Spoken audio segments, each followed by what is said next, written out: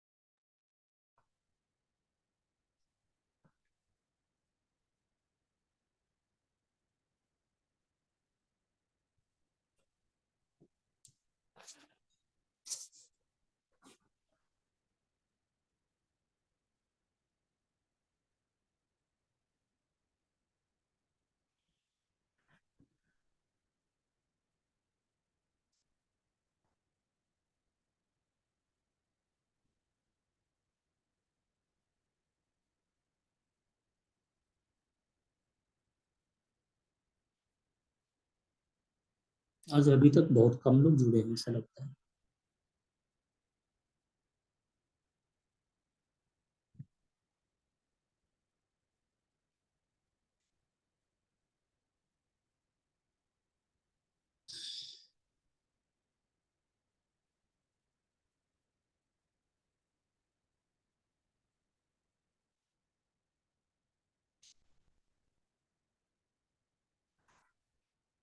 सभी को जय मसीह की। जय मसीह जय की। मसीह। मेरी आवाज सुन पा रहे हैं? जी हाँ।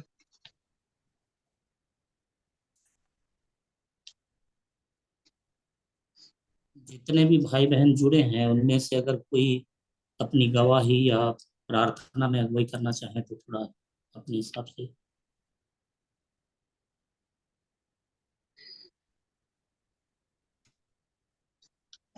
अभी समय है।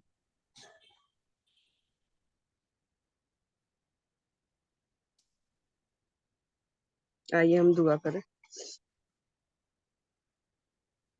अगम ज्योति में रहने वाले अनादि काल के परमेश्वर पिता, हम जीवित प्रभु यीशु मसीह के नाम से पवित्र आत्मा की सहायता सहभागिता के साथ आपके पावन चरणों में आते हैं प्यारे खुदावन यीशु मसीह।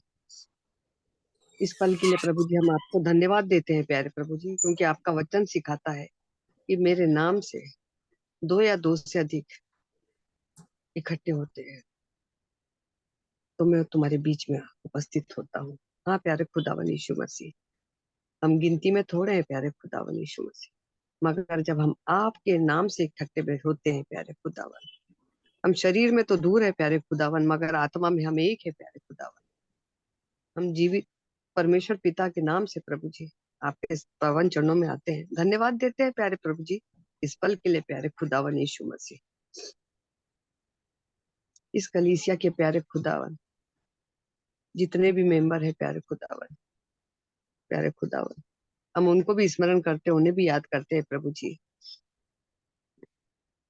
प्रभु जी हम पंकज भाई और आशीष भाई को भी स्मरण करते हैं प्रभु जी, शेखर भाई को भी स्मरण करते हैं प्रभु जी, जो पुराने लोग हैं प्यारे खुदावन, जो पुराने शिक्षा को देने वाले हैं प्यारे खुदावन यीशु मसीह, हम सबको स्मरण करते हैं प्यारे खुदावन यीशु मसीह।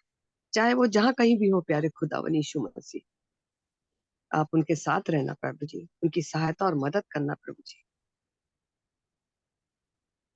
हम धन्यवाद देते हैं भैया अमन भाई के लिए प्यारे प्रभु जी, जिनके द्वारा प्रभु जी हम आपके चरणों में बैठे हैं प्यारे खुदावन। ये हमारा सौभाग्य है प्यारे खुदावन कि हमें ऐसी संगति मिली है, ऐसी कलीसिया मिली है प्रभु जी, जो हम नित्य प्रतिदिन आपके चरणों में बैठते हैं प्यारे खुदावन। हम धन्यवाद देते हैं प्यारे खुदावन भाई के आगम परिश्रम के लिए प्रभु जी, भाई के आसिम योगदान के लिए प्रभु जी, भाई के आसिम समर्पण के लिए प्यारे खुदावन। प्रभु जी जब वो इस मीटिंग को चलाते हैं प्यारे खुदावन, कोई भी आशीष की बात है प्रभु जी, उनके जीवन से दूर होने ना पाए प्रभु जी। बहुतायत की आशीष के वो वारिस होने पाए प्रभु जी। यीशु मसीह के घराने से हम उन्हें ब्लेस करते हैं प्यारे खुदावन यीशु मसीह। उनसे संबंधित उनके पापा, बहन, पत्नी, बच्चे प्यारे खुदा सब आशीष का कारण बनने पाए प्रभु जी। धन्यवाद देते हैं प्यारे प्रभु जी। हम जितने भी बैठे हैं प्यारे खुदावन आपके चरणों में प्रभु जी, सबको बहुतायत की आशीष देना प्यारे प्रभु जी। प्रभु जी आज के समय को प्रभु जी आपके सामर्थ्य हाथों में दे देते हैं।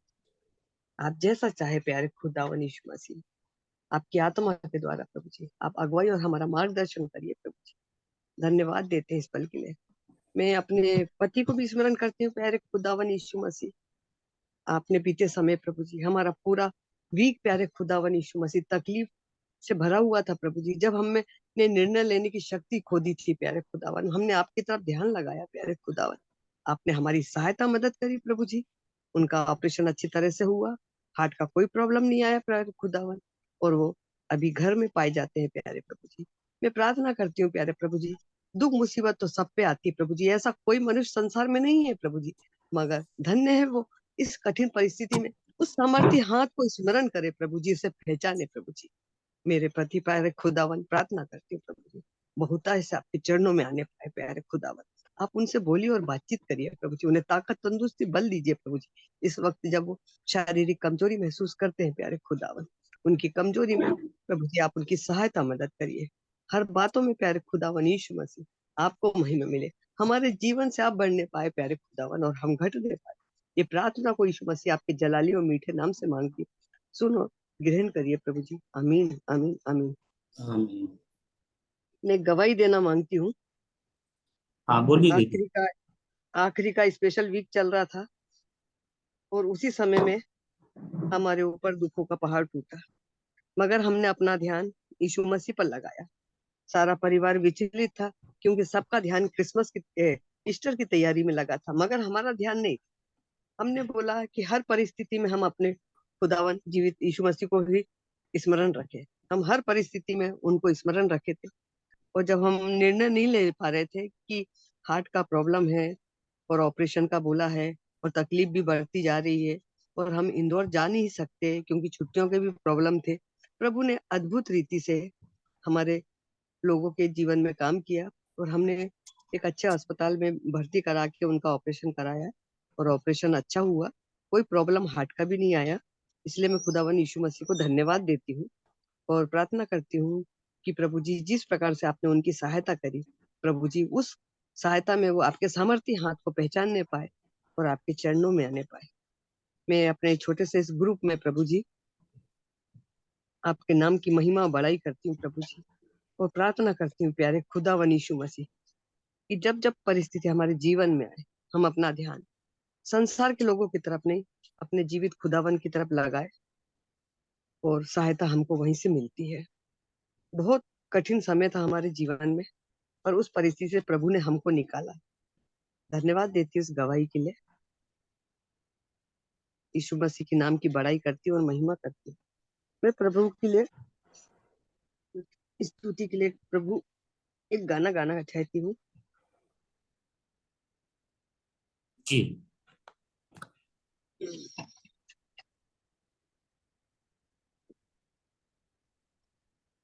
तन मन और धन उसे दो, अपने यीशु को सब कुछ दो, क्योंकि उसी के द्वारा उद्धार पना है, जीती आत्मा का दान उसे दो।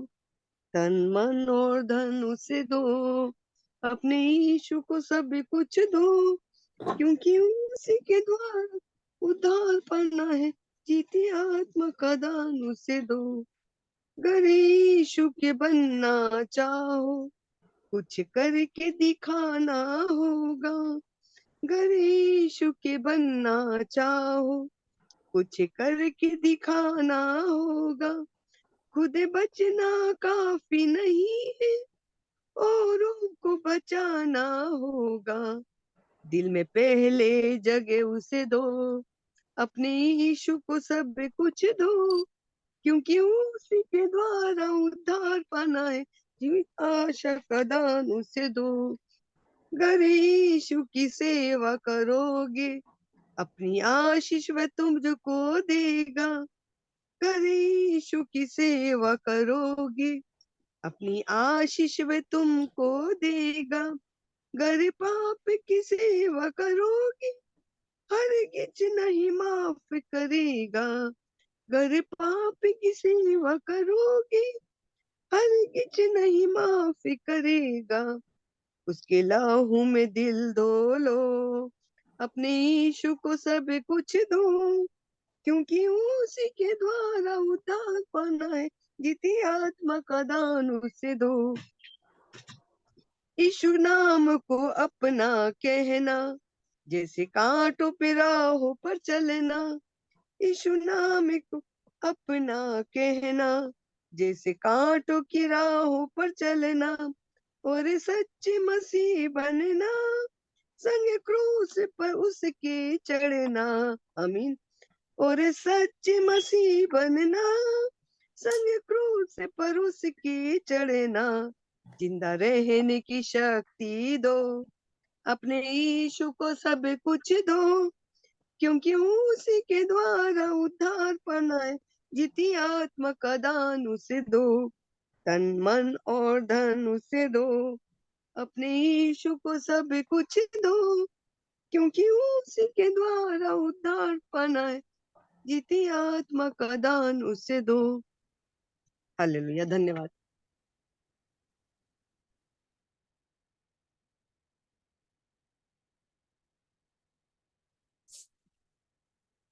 आज आशीष भैया आएंगे नहीं आएंगे ये जानकारी तो नहीं है, किसी के पास जानकारी हो तो बताएंगे, नहीं तो उनके आने तक अपनी कार्यक्रम चालू रखें, गवाही गीत जो भी है।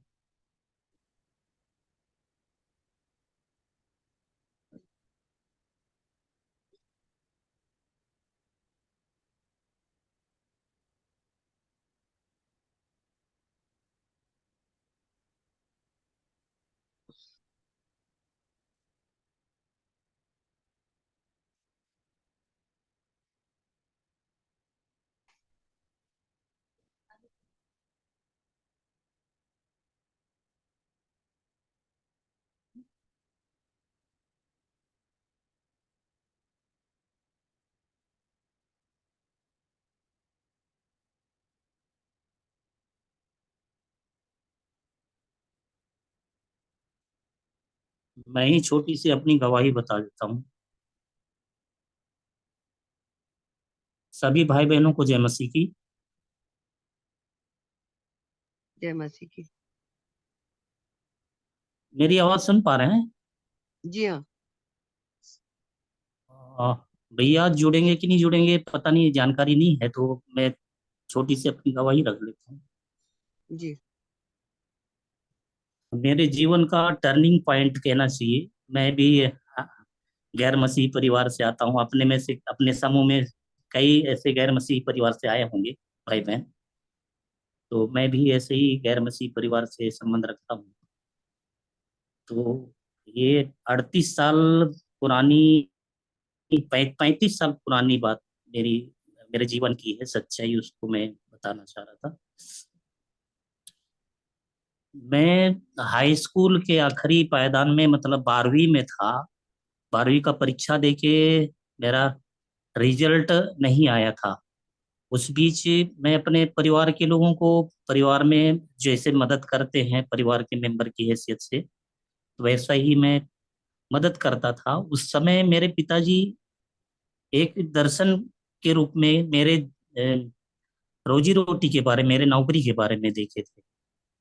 स्वप्न समझ के उसको हमने नकार दिया कि ये ऐसे ही सोते में सपना देखे होंगे और ये ऐसा ही है करके, उस समय हमने उसको ध्यान नहीं दिया। लेकिन सपने में जो पूरा दर्शन उनको मिला था, तो वो जिस बिल्डिंग में, जिस स्टेट में, जिस जिले में जाना है मुझे, वो पूरा उनको दिखाया गया था। मैं जशपुर जिले से बिलोंग करता हूँ और उस समय एमपी हुआ करता था, तो भोपाल जाना पड़ेगा। भोपाल अच्छे नंबरों से, उस समय रिजल्ट भी नहीं आया था मेरा, तो अच्छे नंबरों में पास होने का बताया। उसके बाद में मुझे भोपाल जाना है और भोपाल में मुझे, मेरे लिए 3-4 मंजिला बिल्डिंग में मेरी नौकरी है और मेरे नौकरी का प्रारंभिक वेतन जो होगा वो सब भी पूरा बताया गया था। तो रात में ही उठ के मेरे पिताजी पूरे परिवार वालों को जगा के ये अपने सपने या दर्शन कहें उसको उनने बताया, लेकिन किसी ने विश्वास नहीं किए, क्योंकि मैं तो खुद विश्वास नहीं करता था कि मैं इतने अच्छे नंबरों से पास होऊंगा, या मेरे लिए जो पूरी जीविका के बारे में बहुत आगे की बातें जो कही गई थी वो बिल्कुल विश्वास करने लायक नहीं था। और वहां पे मेरे कजन ब्रदर जो सर्विस में थे, और मेरे चचेरे चाचा थे, सगे नहीं होने से मतलब इतना कंफर्म नहीं था कि वो लोग मुझे लेके जाएंगे अपने पास शरण देंगे, ऐसा कुछ था नहीं। लेकिन कुछ समय के बाद में मेरे चचेरे भाई आए, बड़े भाई, और उनको कुछ काम से आना था गांव, जाति प्रमाण पत्र वगैरह भतीजा भतीजी लोगों का बनवाना था। तो आए और मेरे रिजल्ट के बारे में मेरे पिताजी से पूछे, तो बोले रिजल्ट तो आया नहीं है, लेकिन अब कहाँ भेजूं कैसा, और मेरे को तो आइडिया नहीं है। तो पता देते हुए वो बोले कि मेरे पास भेज देना, इस पते में मैं पता लिख के दे रहा हूँ, तो उस पते को वो संभाल के रखे। कुछ दिन के बाद मेरी रिजल्ट 12वीं की डिक्लेयर हुई, उसमें मैं अच्छे नंबरों से पास हुआ था, और उसी पते को लेकर मैं भोपाल के लिए निकल गया।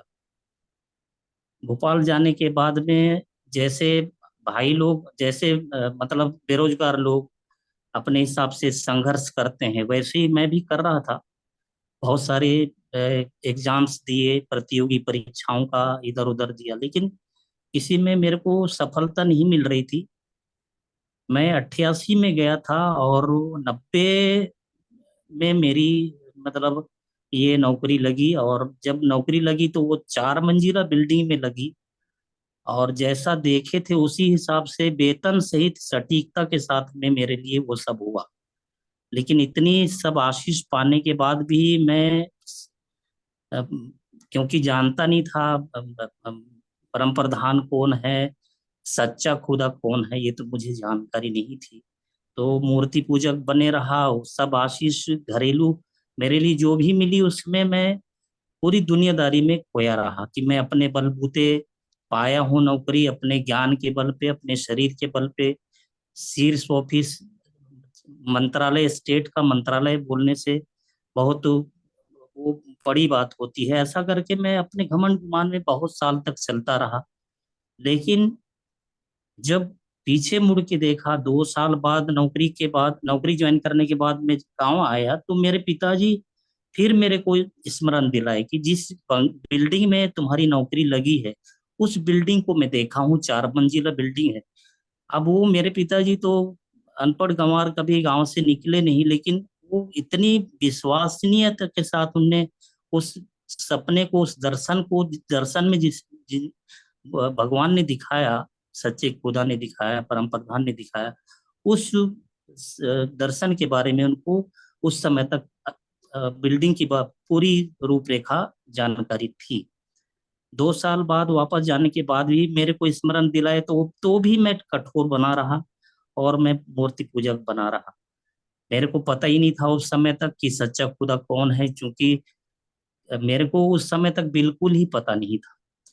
अब मैं नौकरी करता रहा, 10 साल की सेवा में एमपी में दिया, और छत्तीसगढ़ बनने के बाद में, छत्तीसगढ़ आने के बाद भी यहाँ भी मेरी जिंदगी जस के तस रही, जबकि मेरा आशीष पूरा परम प्रधान की तरफ से, परमेश्वर पिता की तरफ से मिली।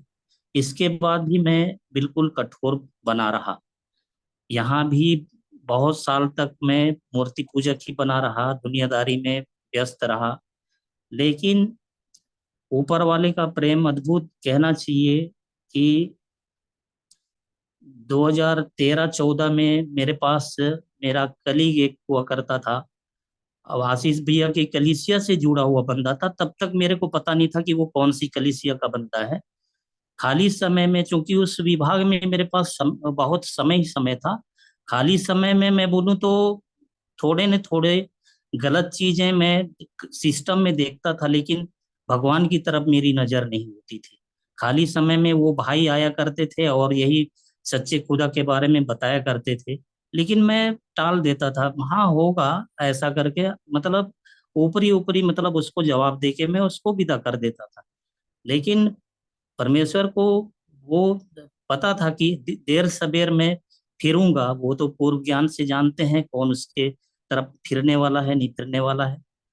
कुछ समय तक वो मेरे पास आते रहे, बताते रहे, मैं मेरा रुझान उनकी उस बात पे कभी गंभीरता रही नहीं, लेकिन वो कभी नहीं छोड़े, आए और आके बता के चले जाते थे, अपनी ड्यूटी बजा के, मतलब बताते थे और चले जाते थे, बताते और चले जाते थे।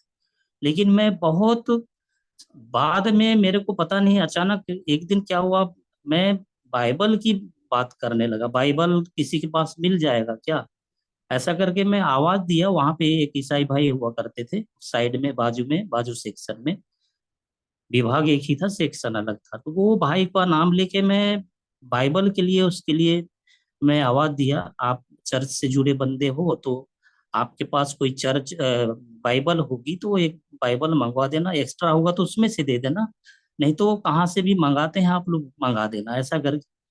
तो मेरा कलीग जो मेरे से जो रोज रोज बातें करता था, परमेश्वर पिता के बारे में बताता था, सच्चा खुदा के बारे में बताता था, वो सुन लिया मेरी आवाज और वो आया और बोला कि मेरे पास भैया दो ठो है बाइबल, एक छोटी है एक बड़ी है, तो उसमें से मैं आपको एक दे देता हूँ। तो दूसरे दिन लाके वो दिए, तो उसमें से मैं चोरी चोरी, खाली समय तो था तो चोरी चोरी पढ़ता था और अलमीरा में रखता था। घर लाता नहीं था, घर लाने की हिम्मत भी नहीं थी, क्योंकि मैं तो गैर मसीह परिवार से संबंध रखता हूँ, ये बाइबल को लेके जाऊंगा, क्या मालूम क्या रिएक्शन होगी घर में, परिवार में। तो बहुत दिन तक अलमीरा में रखता था, समय निकाल के फुर्सत के क्षणों में पढ़ता था। जहां भी जो चैप्टर खुल जाता था, वो मेरे से बात करता हुआ महसूस होता था। मेरे को पता भी नहीं था कि कहाँ से पढ़ना है, शुरू से पढ़ना है कि बीच से पढ़ना है। जो खुल जाता था उसी चैप्टर को पढ़ता था, लेकिन मेरे को लगता था कि ये इसमें कुछ तो है, क्योंकि वो बात करता हुआ लगता था मेरे को, मेरे से ही बात कर रहा है, जो भी बात मतलब मैं पढ़ता था वो। तो बहुत दिन तक मैं ऑफिस में ही रखा उस बाइबल को, और हिम्मत करके एक दिन चोरी चोरी लंच बॉक्स जो लेके जाता था उसी बैग में रख के बाइबल को छुपा के लेके आया घर में। और घर में लाया तो भी घर में भी नहीं बताया, और घर में ऑफिस के अलमीरा में रखता था, और घर लाया तो घर के अलमीरा में रख दिया, और उसको किसी की जानकारी नहीं थी। अब मैं सुनता भी था सुबह शाम, तो मसीही गीत या मसीही गवाही या समाचार जो भी, ऐसा ही सुनता था मैं।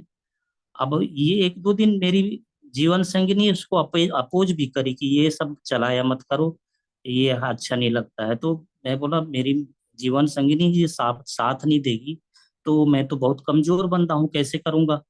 तो मैं बंद कर देता था।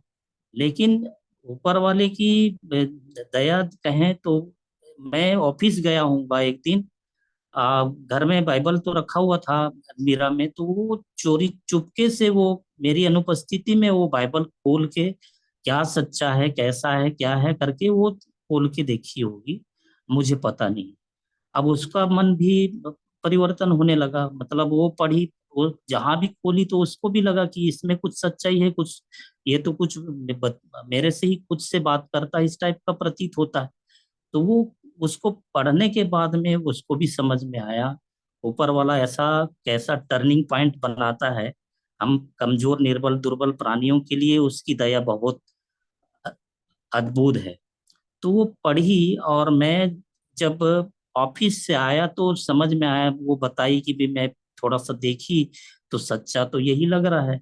इसके पहले भी हम लोग जैसे मियाँ बीवी में चावल नहीं है, दाल नहीं है, कुछ नहीं है, सामान सट्टा जो कमी बेसी कमी घटी के बारे में पति पत्नी में चर्चा करना चाहिए, लेकिन वो हम छोड़ के कि सच्चा खुदा एक होगा, इतने सारे लोग तो हो नहीं सकते, करोड़ों करोड़ों देवी देवता कैसे होगा, ऐसा करके हम लोग प्राय हर रोज ये चर्चा, ऐसी बातें हम लोग आपस में करते थे।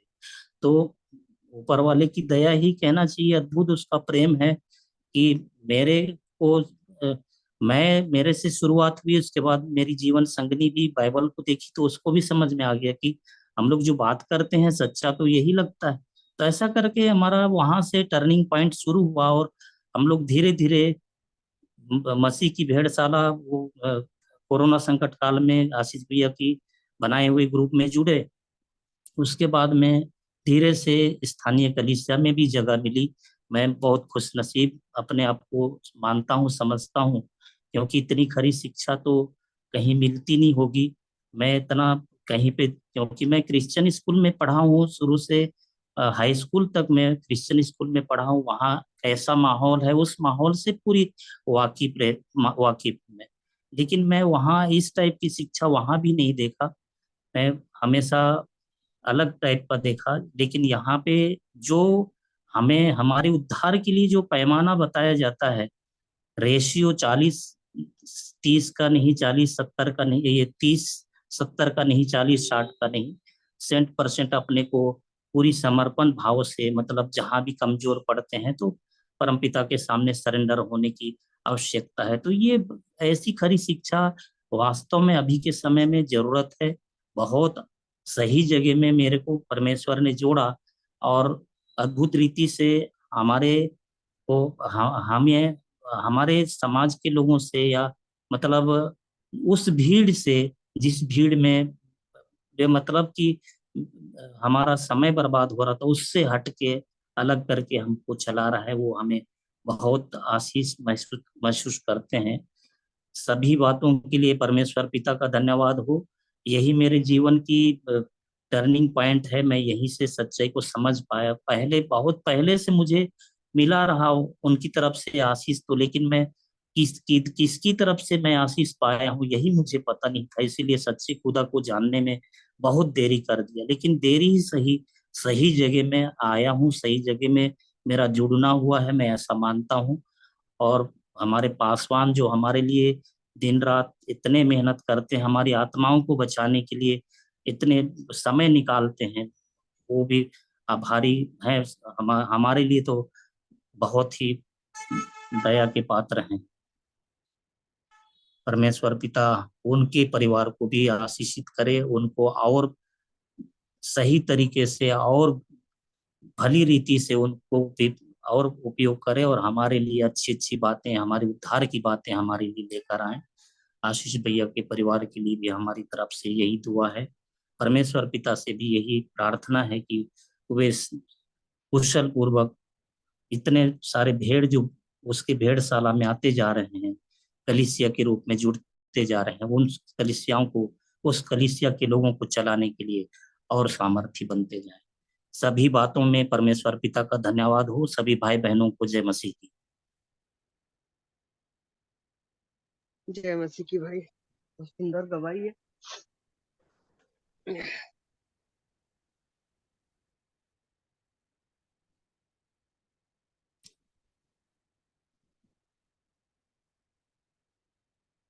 आज आशीष भैया नहीं आएंगे तो देख लीजिए, जैसे आप किसी के पास गवाही हो, प्रार्थना हो, गीत हो।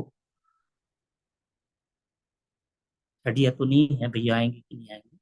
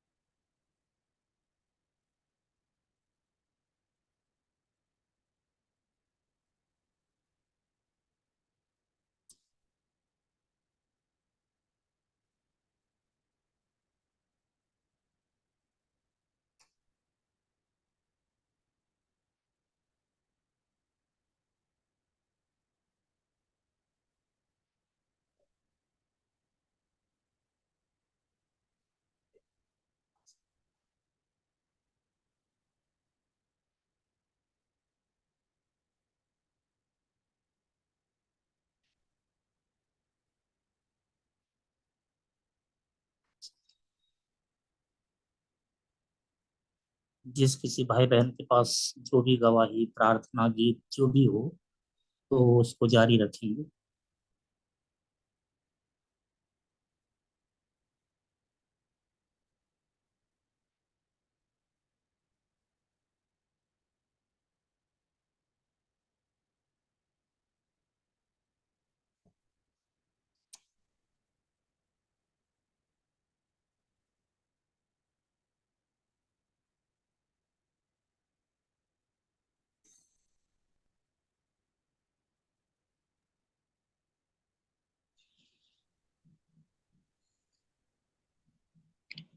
धन्यवाद राजेश भाई।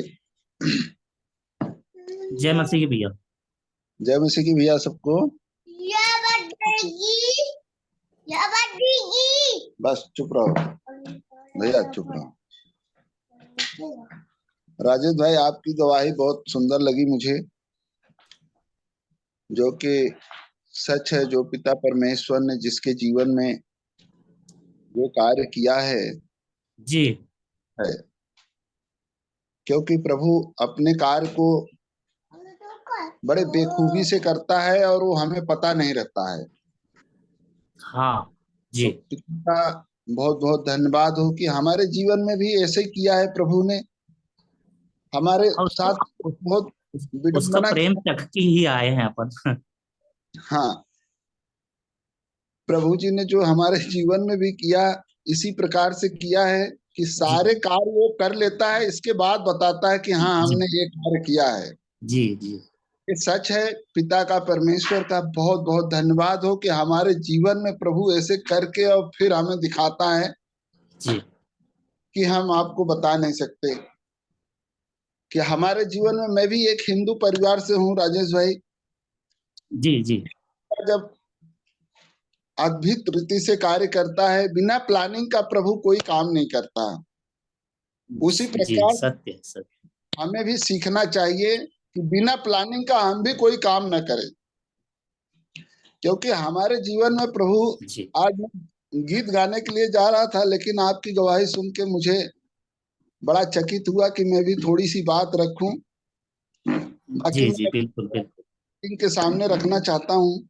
सभी भाई बहने रहेंगे, फिर हम इकट्ठे आशीष भाई के सामने अपनी गवाही देंगे। लेकिन प्रभु ने, मैं एक 8x8 के रूम में पूरा जीवन बिता दिया। जी मेरे पास एक बच्ची है बस, जी लेकिन वो बच्ची की शादी हमने उसी 8x8 रूम में किया भाई। और उस बच्ची की शादी में सबने मेरा साथ छोड़ दिया। सब एक थे, माता पिता भाई बहन सब साथ थे। मम्मी तो हमारी नहीं थी, लेकिन बता रहा हूँ उस एक बच्ची की शादी में हमारे खुशियों में कोई शामिल नहीं हुआ। लेकिन उस पिता का धन्यवाद हो कि बड़े बेखूबी से वह कार्य हो गया मेरा। सब जी सोच रहे थे कि शादी ना हो, विडंबना हो जाए, उसमें उल्लंघन पैदा हो जाए, लेकिन प्रभु ने हर एक रीति से बचाते हुए उस कार्य को किया। सब छोड़ देंगे लेकिन वो नहीं छोड़ने वाले। हाँ, तो प्रभु ने हमारे जीवन में ये कार्य किया कि अब बच्ची की शादी कर दिया, हमारे पास रूम 8x8 का रूम। जी अब हमारे बच्चे जो हुए, नाती जो हुआ, एक नातिन भी हुई। बड़ी सौभाग्य की बात है कि प्रभु ने वो खुशियां दी। हमारे जीवन में एक बच्ची थी, लेकिन बच्ची से एक बच्चा और एक बच्ची पैदा हुई। आज उनको खेलने के लिए मेरे पास जगह नहीं होता मेरे भाई, जी लेकिन आज प्रभु ने मुझे 3 मंजिल मकान दे दिया। 27 फीट लंबाई और चौड़ाई में। हमारे घर में ऐसे विवाद हुए आपस में, वो लोग आपस में लड़ पड़े और वो बंटवारा हो गया। हमारे यहाँ 4.5 बीघा इंदौर में जमीन भी थी, वो भी बिक गया। लेकिन प्रभु की दया से वह मकान भी बन गया। और आज हमारे बच्चे, जो नन्हे मुन्ने बच्चे हैं, प्रभु की इच्छा से जो हुए हैं, आज इस रूम में इतना लंबा चौड़ा रूम हो गया। किसी में खेलना है, करना है। वही मैं बड़ा अफसोस मनाता हूँ कि प्रभु बिना प्लानिंग का कोई काम नहीं करता। जी लेकिन आज प्रभु ने बड़े बेखूबी से कार्य किया है हमारे साथ। मैं आपको क्या बताऊं कि प्रभु जैसे आपके जीवन में अनभिज्ञ कार्य किया, वो हमें पता नहीं रहता। प्रभु हमारे जीवन में कार्य करता रहता है और हमें पता नहीं रहता। सही है। आज में मालूम पड़ता है कि नहीं, प्रभु ने हमारा बड़े निष्ठुरता से साथ दिया है। प्रभु ने प्रेम रहित साथ दिया है। तो जी हम उस को कैसे भूल सकते हैं? नहीं भूल सकते मेरे भाई। नहीं भूल सकते, नहीं जो भूल दिया सकते। आप गवाही ने, वो मेरे दिल को इतना छुआ है कि मैं पिता को बहुत धन्यवाद देता हूँ कि प्रभु सबके जीवन में ऐसे कार्य करे। आज प्रभु की इच्छा से मुझे कुछ भी नहीं भाता। परमेश्वर की बातों का जो वचन है, जो पद है, मेरी इच्छा होती दिन रात इसी में लगे रहें। जी लेकिन प्रभु का कार्य ऐसा है कि हर एक कामों से, जहां भी हम चर्च में भी जाते हैं लेकिन हमें वो चीजें नहीं मिलता है, लेकिन प्रभु की संगति करने के लिए जाते हैं। जो चीज हमारे लायक रहती है ले लेते, नहीं छोड़ देते, किसी की बुराई नहीं करते हैं। पंकज भाई को मालूम है हमारे सारी विशेषता। तो ये सब सारी बातें जीवन में बहुत आ जाती हैं कि प्रभु का बहुत धन्यवाद हो कि प्रभु अपना कार्य करता है। ये मुझे सच विश्वास है। और बिल्कुल। मैं आज भी है जिस वचन के लिए मैं पीड़ित रहता हूँ, या कोई चीज मैं बाइबल में खोज रहा हूँ मुझे नहीं मिल रहा, मैं पद भूल गया हूँ, लेकिन दूसरे दिन जब मैं बैठूंगा अपनी प्रार्थना में, मिल जात। लेकिन वह हमारी समाधान मिल जाता है। प्रभु का बहुत बहुत धन्यवाद हो। आज भी मैं बड़े उत्साह में 2 दिन से पड़ा था एक वचन खोजने में। वो मुझे आज आशीष भाई के ऐसे मीटिंग का जो अपनी संगति हुई थी उसको सुन रहा था, उसमें मिल गया। जी मैंने बोला वाह रे प्रभु, वो मेरा विचार नहीं था सुनने का, लेकिन प्रभु ने बोला नहीं बैठ। प्रभु ने, मैं कहीं जा रहा था दूसरी जगह, लेकिन मैं वो खोल के बैठ गया मोबाइल। अब वो संगति निकाल ली प्रभु ने। जैसे मैंने मोबाइल चालू करा वही संगति मुझे मिली। प्रभु का बहुत बहुत धन्यवाद हो कि हमारे जो हमने 2 दिन से परेशान था उसका समाधान हुआ। और बहुत बहुत धन्यवाद दिया, फिर बहुत रोया भी, प्रार्थना भी की, बैठा कम से कम आधे घंटे तक प्रभु की विनती प्रार्थना जो करी, अपने आप को बड़ा दुखित पीड़ित किया कि वाह रे प्रभु तू हमारे साथ में इतना है। और मैं अपने कार्यों में ऐसे विलक हो जाता हूँ कि भूल जाता हूँ। तो मैंने प्रभु से बड़ा किया कि प्रभु मुझे ये भूलू नहीं, ऐसी विनती मैंने की प्रभु से। तो प्रभु के लिए मैं ये गीत गाना चाहता हूँ। बिल्कुल गाइए। सभी बहने के लिए बड़े अपने आप को महसूस करने वाली बात है।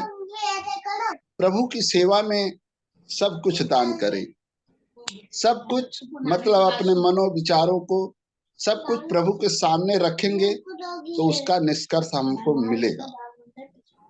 मेरे गीत इसी संबंध से है। मैं गीत गाऊंगा, थोड़ी सी प्रार्थना करूंगा। बाबू बोलो मत।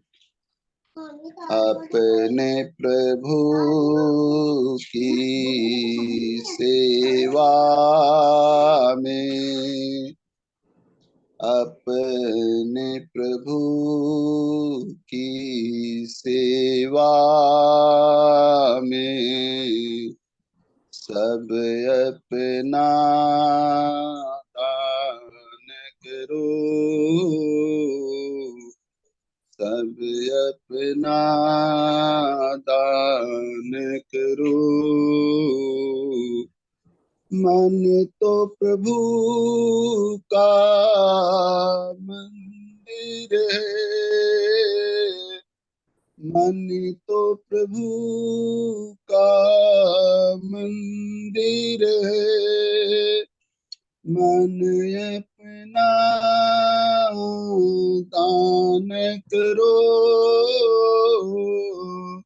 मन अपना दान करो। है याद तुम्हें जन्म में, तुम पाप के सागर में, और पाने तुम्हें आया वह पाप के सागर में। उसे प्यारे प्रभु के नाम के लिए सब अपना दान करो, सब अपना दान करो। अंधकार के जीवन में वह रोशनी ले आया है। अंधकार के जीवन में वह रोशनी ले आया है। उस रोशनी में हमने एक मार्ग नया पाया है। उस रोशनी में हमने एक मार्ग नया पाया है। जीवन तुम्हारा उसके लिए जीवन बलिदान करो। जीवन तुम्हारा उसके लिए जीवन बलिदान करो। अपने प्रभु की सेवा में सब अपना दान करो। मानी तो प्रभु का मंदिर है। मन अपना दान करो। धन्यवाद हो पिता, धन्यवाद है परमेश्वर दयालु पिता। आज के दिन प्रभु हम भाई बहनों के जीवन में प्रभु आप बड़े बेखूबी से कार्य करते हैं मेरे पिताजी, और हमें पता नहीं चलता प्रभु जी। इस बात के लिए प्रभु जो जो भाई बहनों के जीवन में आपने कार्य किया प्रभु, मैं हृदय से धन्यवाद देता हूँ प्रभु जी।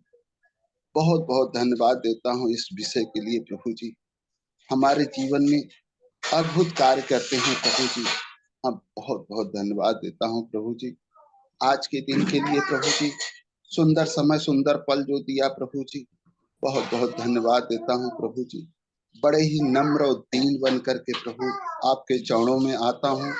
बड़े बेखूबी से प्रभु जी आप हमारे जीवन में कार्य को आगे बढ़ाते हुए प्रभु जी, आज जो संगति का जो आपने हमारे जीवन में मौका दिया प्रभु, बड़े सौभाग्य की बात है प्रभु। बहुत जीवन का सौभाग्य है प्रभु जो कि हमें यह संगति मिली प्रभु जी। ऐसा किसी के जीवन में नहीं हो रहा है प्रभु जी संगति। जो आपकी भेड़ें हैं पिता, आप अपनी भेड़ों को संगति दे रहे हैं प्रभु, ताकि आपसे दूर ना होने पाए प्रभु। क्योंकि प्रभु जी जो आपका यह जो पद मिल रहा है प्रभु, बहुत बहुत धन्यवाद देता हूँ प्रभु जी। हम इसी पद पे चलते रहे मेरे परमेश्वर दयालु प्रभु। धन्यवाद देता हूँ मेरे यीशु राजा, राजाओं राजा हैं, प्रभुओं के प्रभु हैं। सदा हम आपके पद चिन्हों पे चलते रहे प्रभु।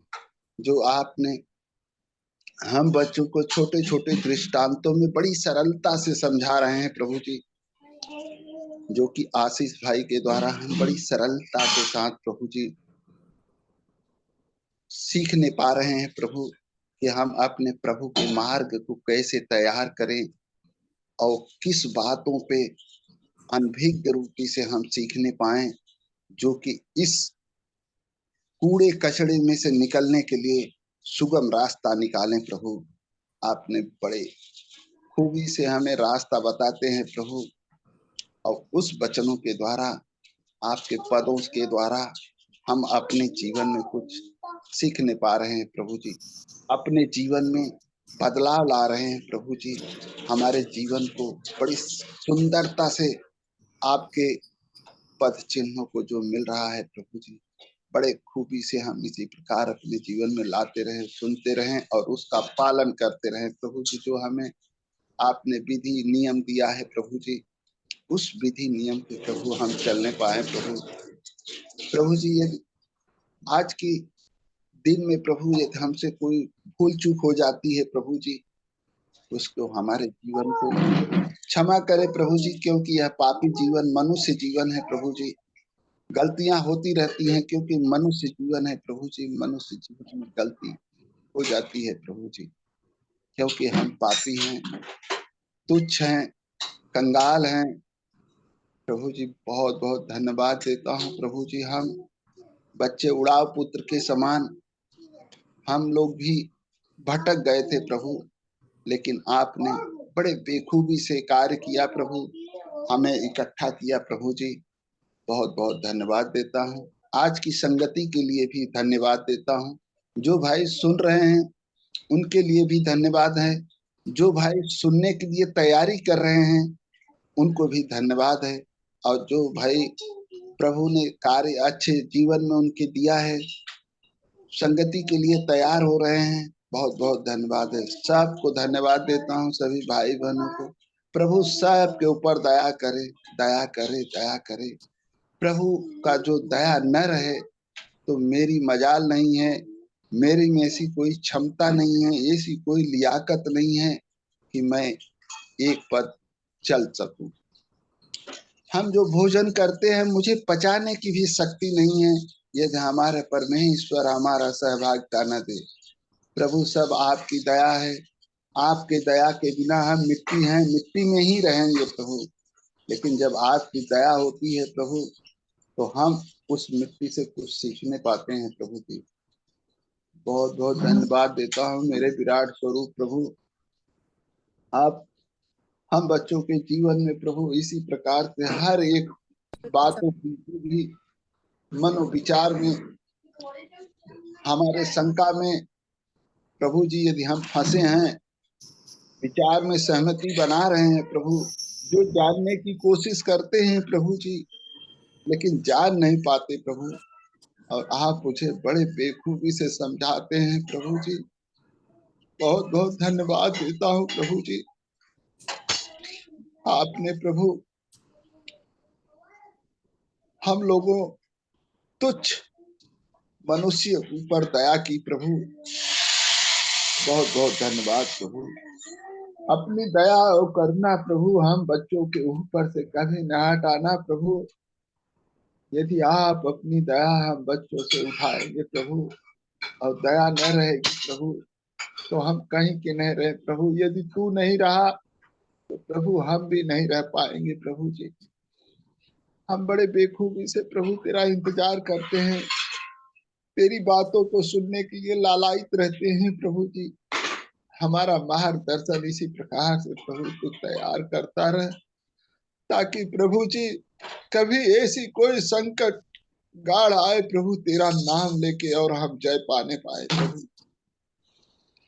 जैसे प्रभु तू कभी मुझे तैयारी ऐसा कर प्रभु, हम बच्चों की संगति ऐसा कर प्रभु, ताकि प्रभु जब तू बादलों पे आए प्रभु तो हम उठाए जाए प्रभु, यहाँ न रहने पाए प्रभु। हमारे जीवन में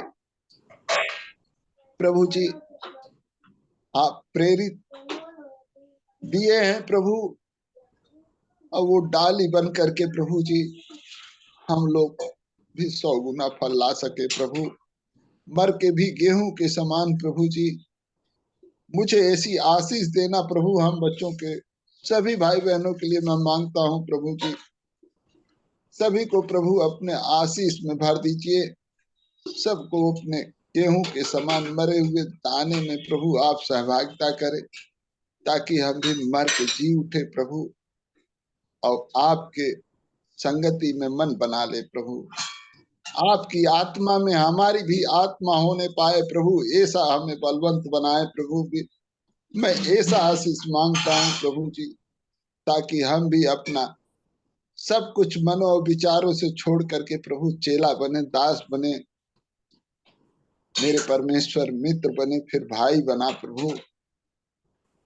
यही आशीष मांगता हूँ प्रभु, यही विनती करता हूँ प्रभु जी कि तू हम बच्चों को हर एक बीमारी से, हर एक आपदा से प्रभु जी तू हम बच्चों को बचा के रखता है, जैसे कहता है तेरे निकट 1000 और तेरी दाहिनी ओर 10,000 गिरेंगे, परंतु तेरे पास एक भी न गिरेंगे। प्रभु यही दया बनाए रहना प्रभु, यही दया बनाए रहना प्रभु जी। तू अपने पंखों की आड़ में हमें हमेशा लिए रहना प्रभु, उस पंख की आड़ कभी न हटाना प्रभु जी, कभी न हटाना। धन्यवाद देता हूँ मेरे प्राणों के स्वामी, मेरे उद्धार करता प्रभु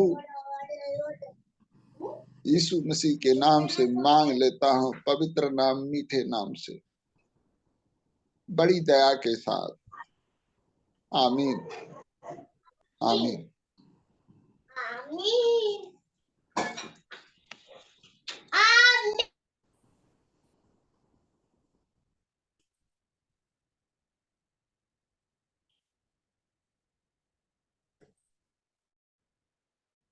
बेला दीदी सुन पा रहे हैं क्या?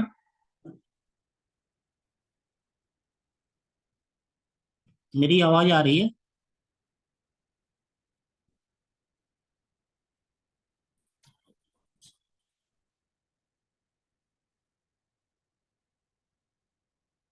किसी भाई बहन के पास कोई गवाही, गीत या प्रार्थना हो तो अपने हिसाब से प्रार्थना में अगुवाई करना चाहेंगे तो कर सकते हैं। तो प्रभु की महिमा के लिए एक और गाना गाना चाहती हूँ। जी दीदी। यीशु का नाम है सारी जमी पर, जिससे हम पापी पाते उद्धार।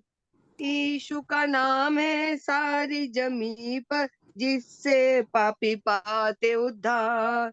वो दुनिया में आया, लहू बहाया, फिदिया जहान का दिया। वो दुनिया में आया, लहू बहाया, फिदिया जहान का दिया। हमको बचाने, मुक्ति दिलाने, यीशु सलीब पर मुआ। हमको बचाने, मुक्ति दिलाने, यीशु सलीब पर मिया। यीशु का नाम है सारी जमी पर, जिससे पापी पाते उद्धार। आसमानों के नीचे लोगों के बीच में कोई दूसरा नाम नहीं है। आसमान के नीचे लोगों के बीच में कोई दूसरा नाम नहीं है। सिर्फ यीशु का नाम है सारी जमी पर, जिससे पापी पाते उद्धार। लोगों बाइबल पढ़ो तुम, दुआ करो तुम, यीशु जल्दी आने वाला है। जागते रहो तुम, प्रार्थना करो तुम, यीशु जल्दी आने वाला है। यीशु का नाम है सारी जमी पर, जिससे पापी पाते उद्धार। जो लाए ईमान अब यीशु के नाम पर, जिंदा हमेशा रहेगा। जो लाए ईमान अब यीशु के नाम पर, जिंदा हमेशा रहेगा। वही मार्ग है, वही सत्य है, वही अनंत जीवन है। वही मार्ग है, वही सत्य है, वही अनंत जीवन है। क्योंकि यीशु का नाम है सारी जमी पर, जिससे हम पाते उद्धार। क्योंकि यीशु का नाम है सारी जमी पर, जिससे हम पाते उद्धार। धन्यवाद आप सबको।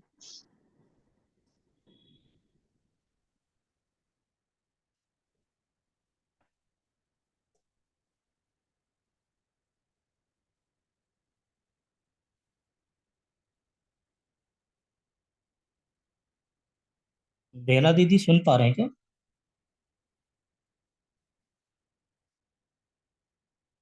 हाँ भैया, जय मसीह। जय मसीह दीदी।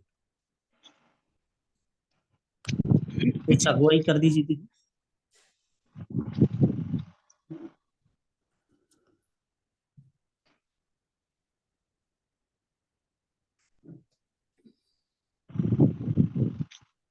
परमेश्वर पिता का धन्यवाद देते हैं आज के सुंदर दिन के लिए, सुंदर समय के लिए। और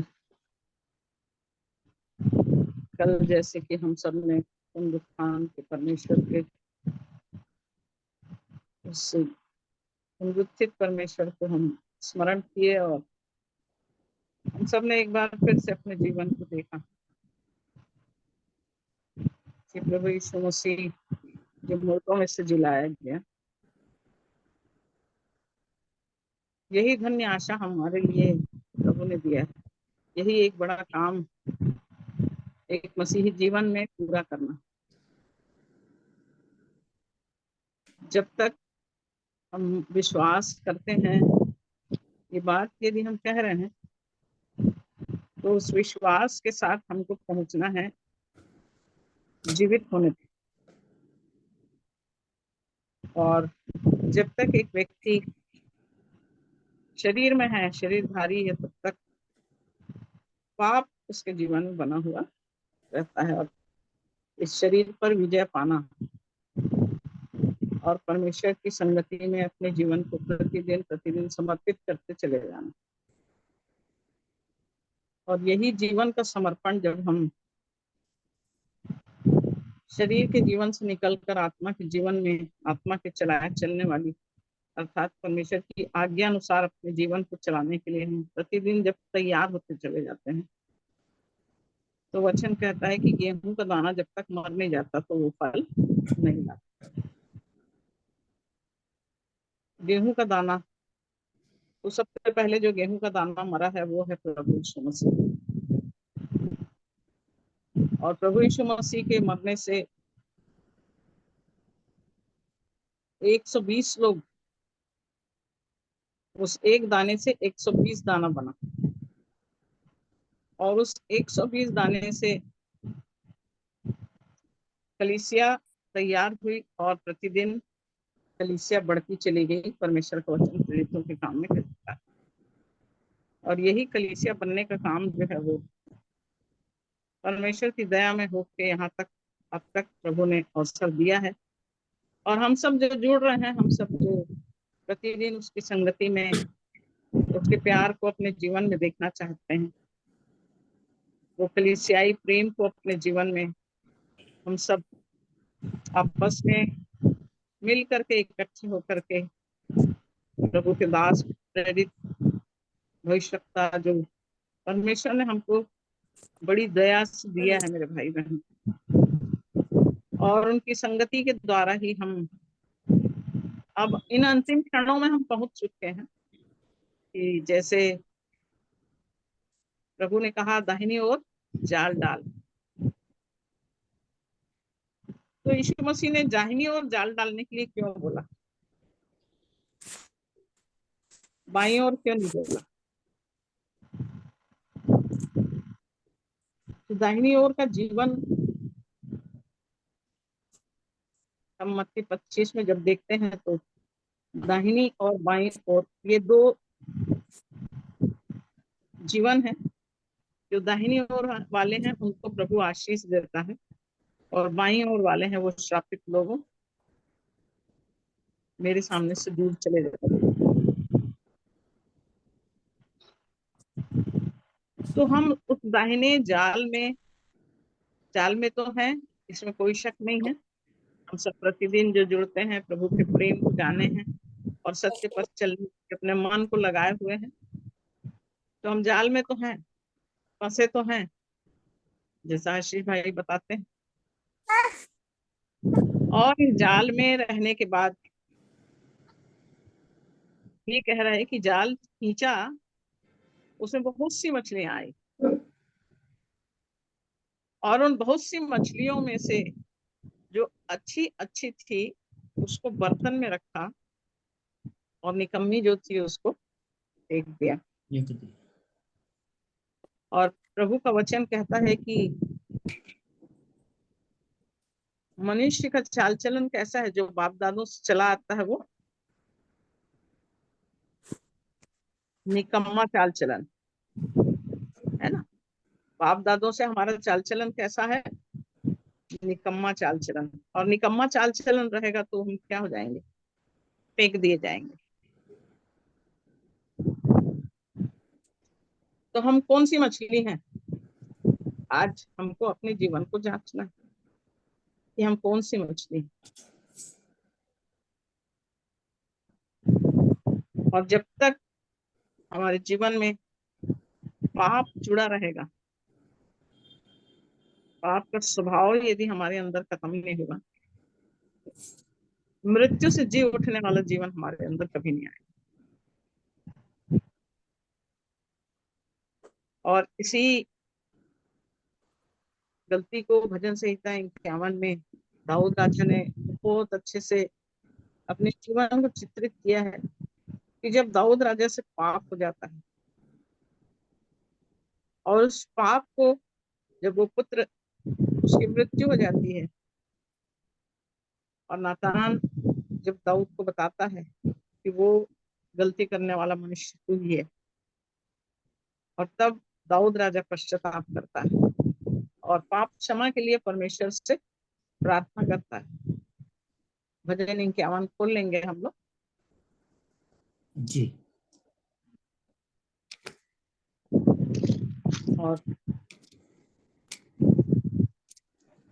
उसको पढ़ लेंगे, कोई भी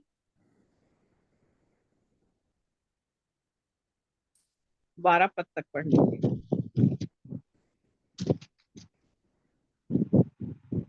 भजन संहिता 51 बोली दीदी? जी जी, 51 एक से पढ़ना है। हाँ। हे परमेश्वर, अपनी करुणा के अनुसार मुझ पर अनुग्रह कर, अपनी बड़ी दया के अनुसार मेरे अपराधों को मिटा दे। मुझे भली भांति धोकर मेरा अधर्म दूर कर और मेरा पाप छुड़ाकर मुझे शुद्ध कर। मैं तो अपने अपराधों को जानता हूँ और मेरा पाप निरंतर मेरी दृष्टि में रहता है। मैंने केवल तेरे ही विरुद्ध पाप किया और जो तेरी दृष्टि में बुरा है वही किया है, ताकि तू बोलने में धर्मी और न्याय करने में निष्कलंक ठहरे। देख, मैं अधर्म के साथ उत्पन्न हुआ और पाप के साथ अपनी माता के गर्भ में पड़ा। देख, तू हृदय की सच्चाई से प्रसन्न होता है और मेरे मन ही में ज्ञान सिखाएगा। दूभा से मुझे शुद्ध कर तो मैं पवित्र हो जाऊंगा। मुझे धो और मैं हिम से भी अधिक श्वेत बनूंगा। मुझे हर्ष और आनंद की बातें सुना, जिससे जो हड्डियां तूने तोड़ डाली हैं वे मगन हो जाएं। अपना मुख मेरे पापों की ओर से फेर ले और मेरे सारे अधर्म के कामों को मिटा डाल। हे परमेश्वर, मेरे अंदर शुद्ध मन उत्पन्न कर और मेरे भीतर स्थिर आत्मा नए सिरे से उत्पन्न कर। मुझे अपने सामने से निकाल ना दे और अपने पवित्र आत्मा को मुझसे अलग ना कर। अपने किए हुए उद्धार का हर्ष मुझे फिर से दे और उदार आत्मा देकर मुझे संभाल। प्रभु का धन्यवाद करते हैं इस सुंदर वचन के लिए, कि जिसमें दाऊद राजा जब अपनी गलती को, अपने पाप को पहचानता है जी। तो वो परमेश्वर के पास आता है और परमेश्वर से प्रार्थना करता है कि हे परमेश्वर, अपनी करुणा के अनुसार मुझ पर अनुग्रह, अपनी बड़ी दया के अनुसार मेरे अपराधों को मिटा दे। जब हमसे गलती होती है तो हमें एक ग्लानि, एक खेद होता है कि हाँ, मुझसे ये गलती हो गई। और यदि वो गलती होती है तो हमको किसी बात को किसी मनुष्य के पास ले जाके नहीं कहना है, परंतु हमको अपने परमेश्वर के पास आना है और यहाँ पर उस गलती को लेके अपने परमेश्वर के पास आता है, क्योंकि करुणा करने वाला परमेश्वर, अनुग्रह करने वाला परमेश्वर, दया करने वाला परमेश्वर, हमारे अपराधों को मिटाने वाला परमेश्वर वो जिंदा खुदा है, जो मृत्यु से पार, जिसने जीवन को हमारे लिए रास्ता दिखाया है, जीवन का रास्ता दिखाया है। इसलिए हमको अपने जीवन में अपने पापों से फिरना है, अपने गुनाहों से मन फिराना है। और इसलिए यीशु मसीह ने जब प्रचार करना आरंभ किया तो उसने कहा मन फिराओ क्योंकि स्वर्ग का राज्य निकट आ गया है। यदि हम मन फिराते हैं तो प्रभु हमारे जीवन में आ जाएगा। और ये प्रार्थना है दाऊद की, मैं इसको स्तुति के रूप में आप लोग के सामने गाऊंगी। ये जी। शिखर भाई ने इस गीत को बनाया है, आप लोग भी जानते होंगे। अपनी करुणा से, अपनी बड़ी दया से मुझ पर अनुग्रह कर, मेरे अपराधों को मिटा दे। अपनी करुणा से, अपनी बड़ी दया से मुझ पर अनुग्रह कर, मेरे अपराधों को मिटा दे। मुझे भली भांति धोकर तेरा अधर्म दूर कर, और मेरा पाप छुड़ा कर मुझे शुद्ध कर। मैं तो अपने अपराधों को जानता हूँ, मेरा पाप निरंतर मेरी दृष्टि में रहता है। अपनी करुणा से, अपनी बड़ी दया से मुझ पर अनुग्रह कर, मेरे अपराधों को मिटा दे।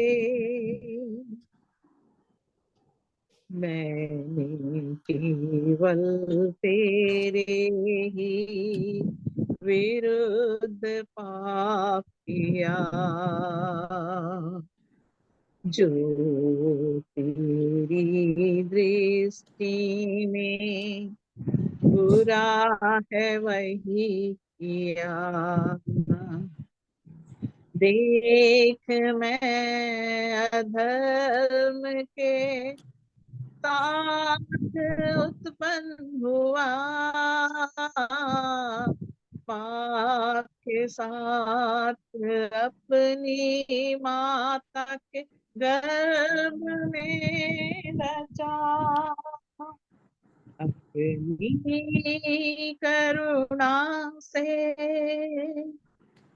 अपनी बड़ी दया से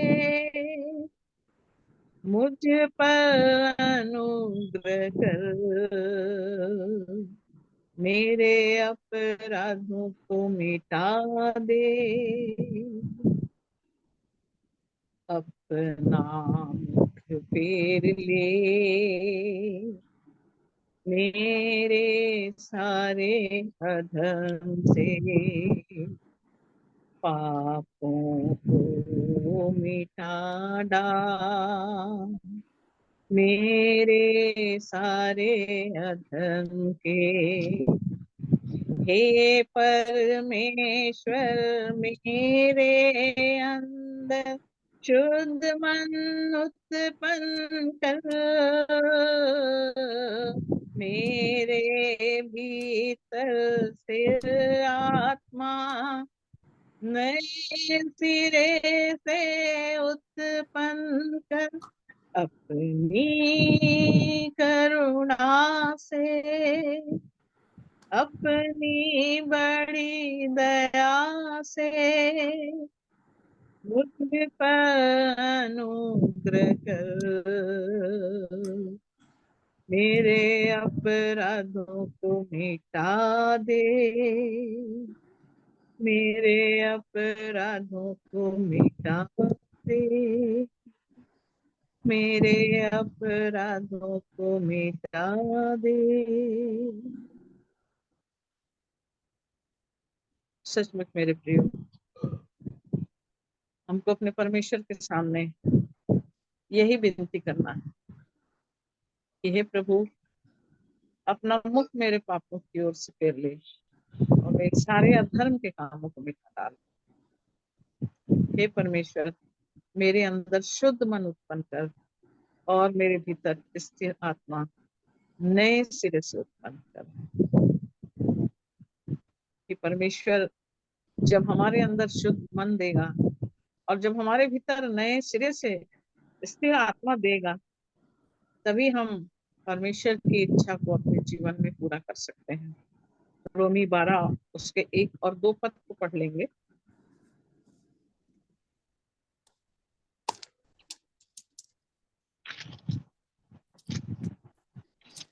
कौन सा पद? रोमी 12 का पहला और दूसरा पद।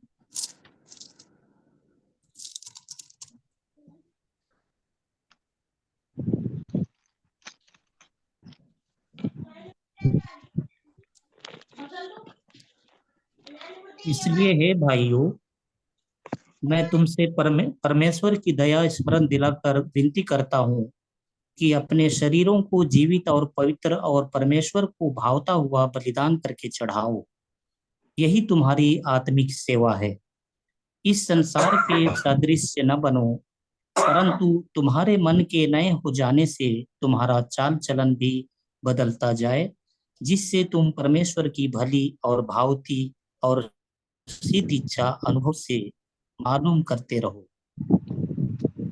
हाँ मेरे प्रियो, ईश्वर का वचन यहाँ कह रहा है, पौलुस कहता है, हे भाइयों, मैं तुमसे परमेश्वर की दया स्मरण दिलाकर विनती करता हूँ। यहाँ दाऊद राजा परमेश्वर से दया मांग रहा है और पौलुस उस दया के बारे में बता रहा है कि मैं तुमको स्मरण दिला रहा हूँ परमेश्वर की दया को, और स्मरण दिला के मैं तुमसे ये विनती करता हूँ। क्या विनती करना चाह रहा है परमेश्वर के दास पौलुस के द्वारा? वो वचन जो कह रहा है कि अपने शरीरों को, हमको किसको जीवित करना है? शरीर में हमको जीवित होना है और पवित्र और परमेश्वर को भावता हुआ बलिदान करके चढ़ाओ। हमको अपने जीवन को परमेश्वर को चढ़ाना है, परमेश्वर को भावता हुआ करके हमको बलिदान चढ़ाना है। जब तक हम बलिदान नहीं चढ़ाएंगे, जब तक हमारे जीवन को हम नहीं चढ़ाएंगे, परमेश्वर की सेवा हमारे जीवन से पूरी नहीं होगी। इसलिए यहाँ पर पौलुस परमेश्वर की दया को स्मरण दिला करके विनती कर रहा है कि हे प्रियो, अपने शरीरों को जीवित और पवित्र और परमेश्वर को भावता हुआ करके बलिदान चढ़ाओ। यही तुम्हारी आत्मिक सेवा है। यदि हम परमेश्वर की सेवा करना चाहते हैं, यदि हम सचमुच में चाहते हैं कि हम परमेश्वर की सेवा करें, तो हमको अपने जीवन को चढ़ाना पड़ेगा। जब तक हम चढ़ाएंगे नहीं, मत्ती 16 में कहता है कि जो कोई मेरे पीछे आना चाहे वो अपने आप का इनकार करे, अपना क्रूस उठाए और मेरे पीछे बोले। हमको अपने आप का इनकार कैसे इनकार करेंगे? जब हम अपने आप का इनकार करेंगे तभी हम इस शरीर को जीवित करके परमेश्वर के सामने लाएं। जब हम शरीर का इनकार करेंगे, जब हम अपने लालसाओं का इनकार करेंगे, जब हम अपने अभिलाषाओं का इनकार करेंगे, तभी हम जीवित दशा में परमेश्वर के सामने बलिदान करके अपने जीवन को चढ़ा सकते हैं। और यही सेवा जो है उसको परमेश्वर एक्सेप्ट करता है, ग्रहण करता है। और यहाँ पर वचन कह रहा है कि यही तुम्हारी आत्मिक सेवा है। और इस संसार के सदृश ना बनो। हमको संसार के लोगों के समान अपने जीवन को नहीं बनाना है, परंतु तुम्हारे मन के नए हो जाने से, मन तुम्हारे अंदर, नीति वचन 4:23 में क्या बोलता है? सबसे अधिक अपने मन की रक्षा कर, क्योंकि जीवन का मूल स्रोत वही है। तो हमको अपने जीवन की रक्षा करना है, और रक्षा करना है, यदि हमको शरीर में जीवित होना है तो हमको अपने मन को बदलना पड़ेगा। भीतर से हमको अपने मन को बदलना पड़ेगा, क्योंकि मन में ही बहुत सारी बुराइयां हैं, मन में ही बहुत सारे विचार हैं। कुछ 7 के 20 21 को पढ़ेंगे तो मन में क्या क्या है वो सारी बातें आपको पता चलेंगी कि कैसे मनुष्य के जीवन के अंदर, मन के अंदर क्या क्या काम होता है, और मन के भीतर से जो निकलता है वही मनुष्य को अशुद्ध करता है। तो मन जब तक नया नहीं होगा, यहाँ दूसरा वचन कह रहा है, संसार के सदृश्य ना बनो, परंतु तुम्हारे मन के नए हो जाने से तुम्हारा चाल चलन भी बदलता जाए। जब तक मेरे अंतर का विचार नहीं बदलेगा, है ना, लिखता है कि भला मनुष्य मन के भले भंडार से भली बातें निकालता है, बुरा मनुष्य मन के बुरे भंडार से बुरी बातें निकालता है। आज हमको अपने जीवन को जांचने की जरूरत है कि मेरे अंदर कौन सा भंडार है, मेरी सोच में क्या कौन सी बातें हैं, मैं किस विचार को रखता हूँ, किस सोच को रखता हूँ, मैं किस तरह की अपने जीवन की बोली और भाषा बोलती हूँ।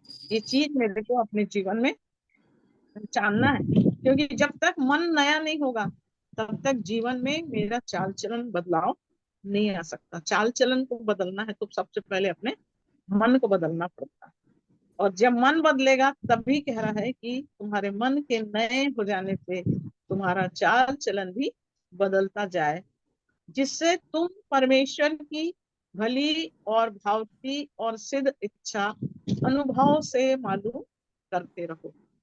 हमको जब तक प्रैक्टिकल लाइफ को हम अपने जीवन में नहीं जिएंगे, हम परमेश्वर की इच्छा को, उस अनुभव को अपने जीवन में प्राप्त नहीं करेंगे। हम संसार के रीति से यदि चल रहे हैं, शरीर की रीति से यदि हम अपने जीवन को जी रहे हैं, तो इससे हमको कोई लाभ नहीं होगा मृत्यु। परंतु जब तक अपने शरीर को यदि हम चढ़ाएंगे नहीं, अपने शरीर को हम जीवित नहीं करेंगे, अपने जीवन को हम बदलेंगे नहीं, पवित्र नहीं करेंगे, जब तक जीवित नहीं होंगे, पवित्र नहीं होंगे, परमेश्वर को भावता हुआ बलिदान हम नहीं चढ़ा पाएंगे।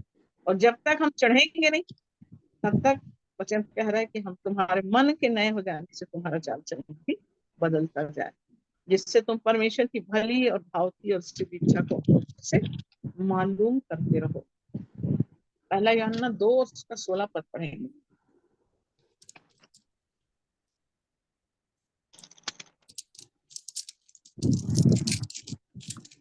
15 से पढ़ लीजिए इसको। तुम ना तो संसार से और ना संसार में की वस्तुओं से प्रेम रखो।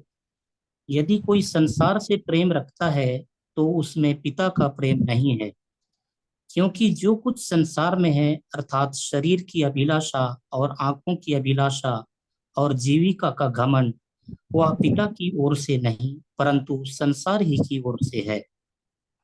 17 पद भी पढ़ लीजिए। संसार और उसकी अभिलाषाएं दोनों मिटते जाते हैं, पर जो परमेश्वर की इच्छा पर चलता है वह सर्वदा बना रहेगा।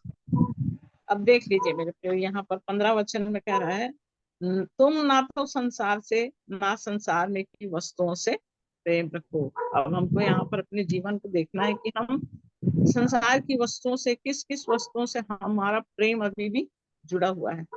यदि हम संसार की वस्तुओं से प्रेम रख रहे हैं तो वचन में कह रहा है कि उसमें पिता का प्रेम नहीं है। यदि कोई संसार से प्रेम रखता है तो उसमें पिता का प्रेम नहीं है। अब हमको अपने जीवन में देखना है कि हम संसारिक चीजों में, संसारिक बातों में, संसारिक लालसाओं में हम कहाँ कहाँ अपने जीवन को फंसा के रखे हुए हैं। क्योंकि यहाँ पर जब तक शरीर जीवित नहीं होगा, और शरीर को जीवित होना है तो हमको संसार से अलगाव का जीवन रखना पड़ेगा। जब तक हम संसार की वस्तुओं से प्रेम रखेंगे तो परमेश्वर का प्रेम हमारे अंदर नहीं आ सकता।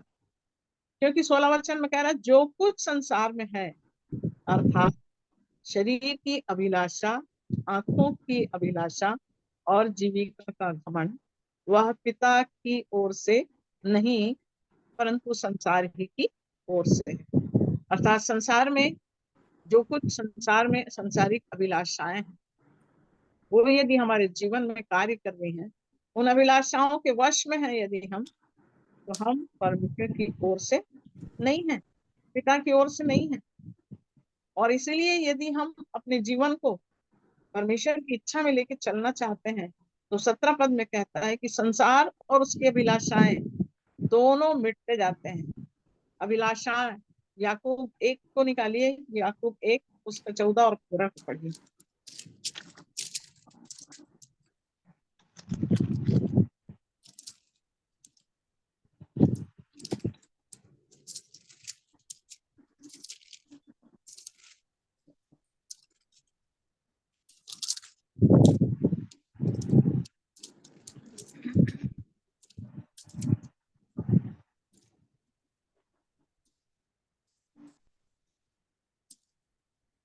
पाल भाई को मिला होगा तो पढ़ लीजिए।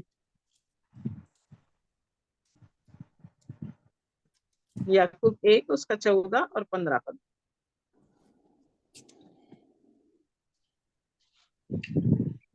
परंतु प्रत्येक व्यक्ति अपनी अभिलाषा से खींचकर और फंसकर परीक्षा में पड़ता है। फिर अभिलाषा गर्भवती होकर पाप को जन्मती है, और पाप जब बढ़ जाता है तो मृत्यु को उत्पन्न करता है। 13 पद को भी पढ़ लीजिए भाई। हे प्रिय भाइयों, धोखा न खाओ, क्योंकि हर एक अच्छा वरदान और हर एक उत्तम दान ऊपर से ही है और खुशियों के पिता की ओर से होता है, जिससे न तो कोई परिवर्तन हो सकता है और न अदल बदल के कारण उस पर छाया पड़ती है। उसने इसमें अपनी 13 पद को पढ़ेंगे, 13 तेरह को पढ़ेंगे। हाँ 13 जी जी। जब किसी की परीक्षा हो तो वह यह न कहे कि मेरी परीक्षा परमेश्वर की ओर से होती है, क्योंकि न तो बुरी बातों से परमेश्वर की परीक्षा हो सकती है और न वह किसी की परीक्षा आप करता है।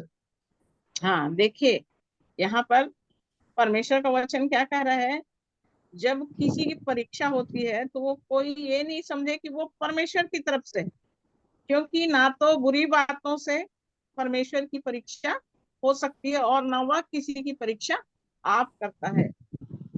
परमेश्वर परीक्षा नहीं करता है।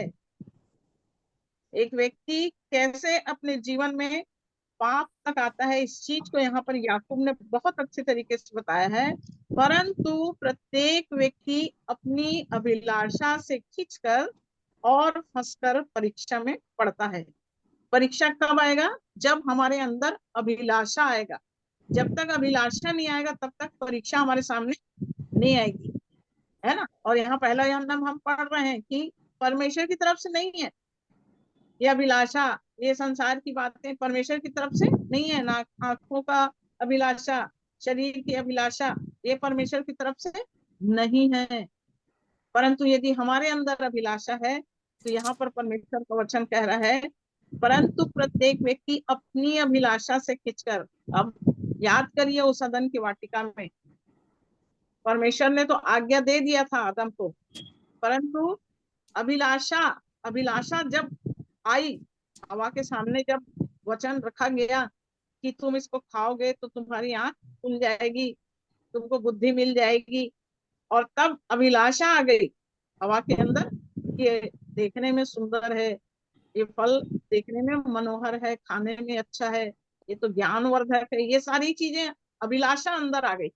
अच्छा इसको खा लेना चाहिए, खाने से हमारी आंख खुल जाएगी, हम परमेश्वर के समान हो जाएंगे। और परमेश्वर ने कहा था कि यदि तुम खाओगे तो तुम मर जाओगे। तो परमेश्वर की बात वहां पर हट गई और अभिलाषा वहां पर हो गई। ऐसे ही एक व्यक्ति जो संसार में जीवन को जी रहा है, वो व्यक्ति क्या करता है? अभिलाषा से खींचता है और खींचने के बाद में वो उसमें फंसता है, और जब वो फंसता है तब वो परीक्षा में पड़ता है, और परीक्षा में पढ़ने के बाद अभिलाषा गर्भवती होकर पाप को जनती है। ये अभिलाषा गर्भवती होकर हमारे जीवन में क्या ला रही है? पाप। पाप कहाँ से आ रहा है? अभिलाषा से हमारे अंदर पाप आ रहा है, और पाप जब बढ़ जाता है तो मृत्यु को उत्पन्न करता है। पाप मृत्यु को उत्पन्न करता है।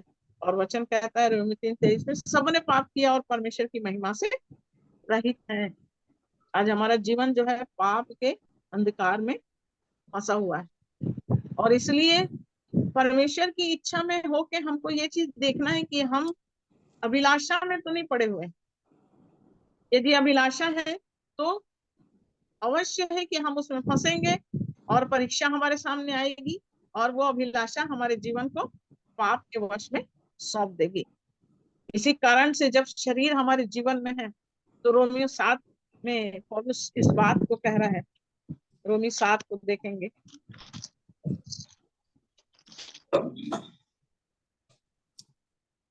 7 का 14 से पढ़ेंगे ना, रोमी 7 के।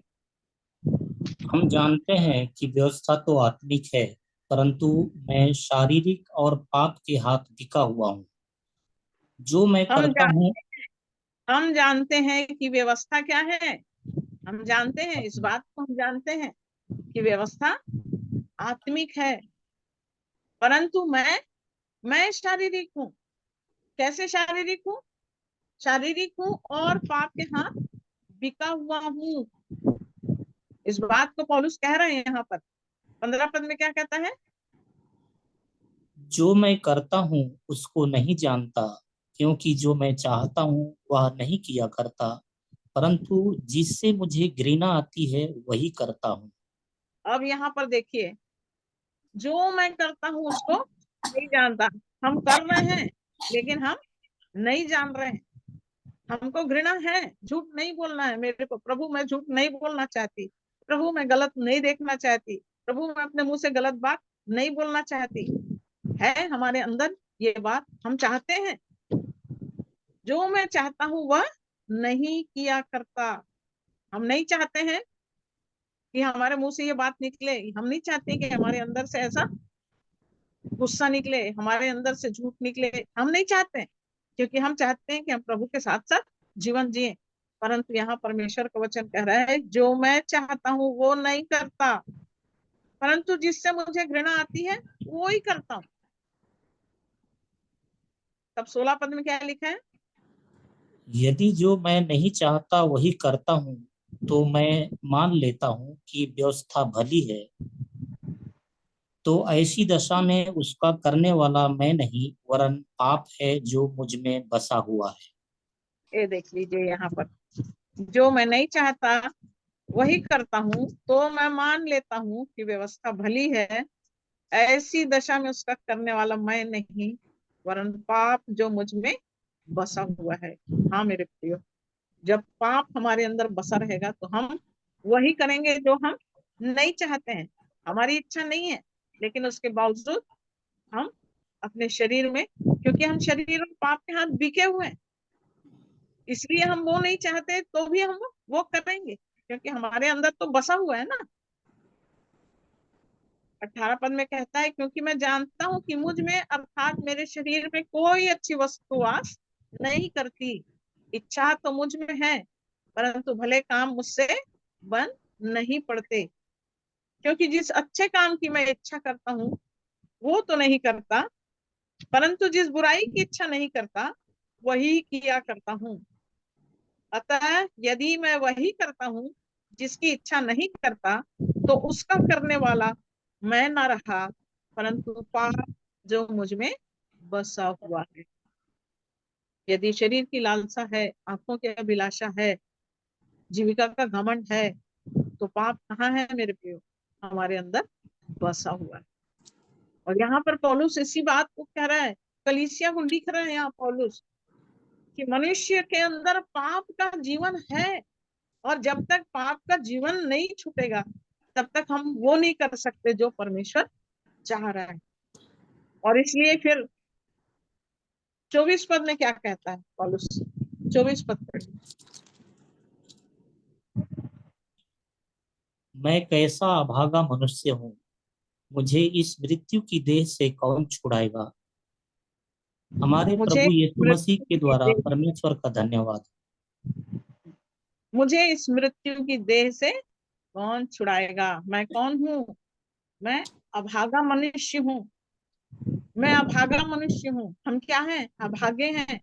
हम सोचते हैं हम तो बहुत विश्वासी हैं, हम तो बहुत धर्मी हैं, परंतु परमेश्वर का वचन यहाँ कह रहा है कि यदि हमारे अंदर पाप राज्य कर रहा है, हम जो करना चाहते हैं वो नहीं कर पाते हैं, जो नहीं करना चाहते हैं यदि वो हमसे हो रहा है, तो हम मान लेते हैं कि व्यवस्था खली है और मैं पाप के हाथ बिका हुआ हूँ।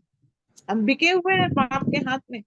और जब तक एक मनुष्य शरीर में पाप के हाथ में बिका हुआ है, वो अपने जीवन में मरने का अनुभव नहीं कर सकता। पुनरुत्थान की सामर्थ्य यदि चाहिए, हमारे पास जो धन्य आशा है वो मर के जी उठना, जैसे मसीह मर के जी उठा, यही जीवन हमारे अंदर भी पूरा होना है, तभी हम मसीह के साथ उस विरासत में, उस अनंत राज्य में प्रवेश करेंगे। तो हम क्या अपने जीवन में इस बात को महसूस कर रहे हैं कि मैं अभागा मनुष्य हूँ, मुझे इस मृत्यु की देह से कौन छुड़ाएगा? ये हमारी पुकार है क्या? क्या हम आज इस बात को लेके अपने अंतर मन में परेशान है कि प्रभु मुझको कौन छुड़ाएगा? प्रभु तू ही है जो मुझको छुड़ा सकता है। यूहन्ना 8 और उसके 31 पद में आ जाइए।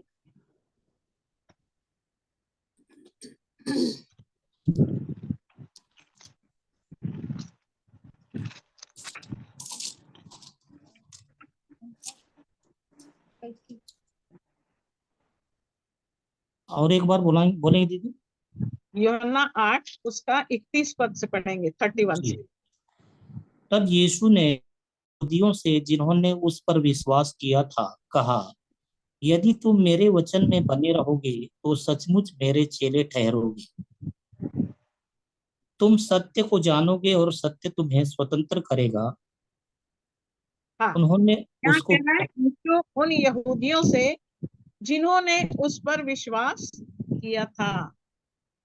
आज हम क्या प्रभु यीशु मसीह पर विश्वास कर रहे हैं? यदि हम विश्वास कर रहे हैं, प्रभु के वचन पर यदि हम विश्वास कर रहे हैं, तो वचन कह रहा है यदि तुम मेरे वचन में बने रहोगे तो सचमुच मेरे चेले ठहरोगे। वचन में बने रहना हमारे जीवन की जो जरूरत है, आवश्यकता है। जब तक हम वचन में नहीं बने रहेंगे तो हम प्रभु के चेले नहीं होंगे। और तब 32 में कहता है, जब चेले ठहरोगे तब तुम सत्य को जानोगे और सत्य तुम्हें स्वतंत्र करेगा। एक मनुष्य जब तक सत्य को नहीं जानेगा तब तक वो स्वतंत्र नहीं हो सकता। किससे स्वतंत्र होना है हमको? 34 पद देखिए क्या बोलता है। यीशु ने उनको उत्तर दिया, मैं तुमसे सच सच कहता हूँ कि जो कोई पाप करता है वह पाप का दास है। दास सदा घर में नहीं रहता, पुत्र सदा रहता है।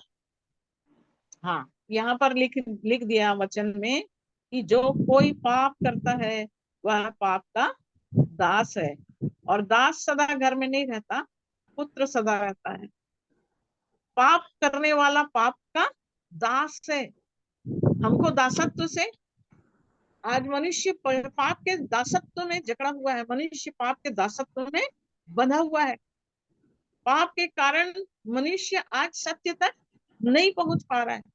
इसलिए परमेश्वर का वचन यहाँ कह रहा है कि यदि तुम सत्य को जानोगे तो सत्य तुम्हें स्वतंत्र करेगा। सत्य कौन है? सत्य ये वचन है। तेरा वचन सत्य है। सत्य के द्वारा उन्हें पवित्र कर, यूहन्ना 17:17 में लिखा हुआ, सत्य के द्वारा उन्हें पवित्र कर क्योंकि तेरा वचन सत्य है। हम क्या परमेश्वर के वचन से पवित्र किए जा रहे हैं? क्या प्रतिदिन प्रतिदिन के जीवन में हम परमेश्वर की दया को स्मरण करें कि कैसे परमेश्वर ने हमें एक ऐसे दास को दिया है जो हमें प्रतिदिन प्रतिदिन परमेश्वर के मार्ग में चलने के लिए, परमेश्वर के जीवन को जीने के लिए प्रतिदिन हमें उत्साहित करके परमेश्वर के वचन को बता रहे हैं। हम सब बहुत भाग्यशाली हैं मेरे प्रियो। हम सब उस जाल में हैं, लेकिन क्या हम अच्छी मछली बनेंगे? क्या हम बर्तन में बटोरे जाने के लिए बनेंगे? जब तक सत्य हमारे जीवन में नहीं खुलेगा, ये वचन मेरे जीवन में नहीं खुलेगा। वचन के द्वारा ही परमेश्वर हमसे बातचीत करेगा। वचन के द्वारा ही हमको परमेश्वर पवित्र करेगा।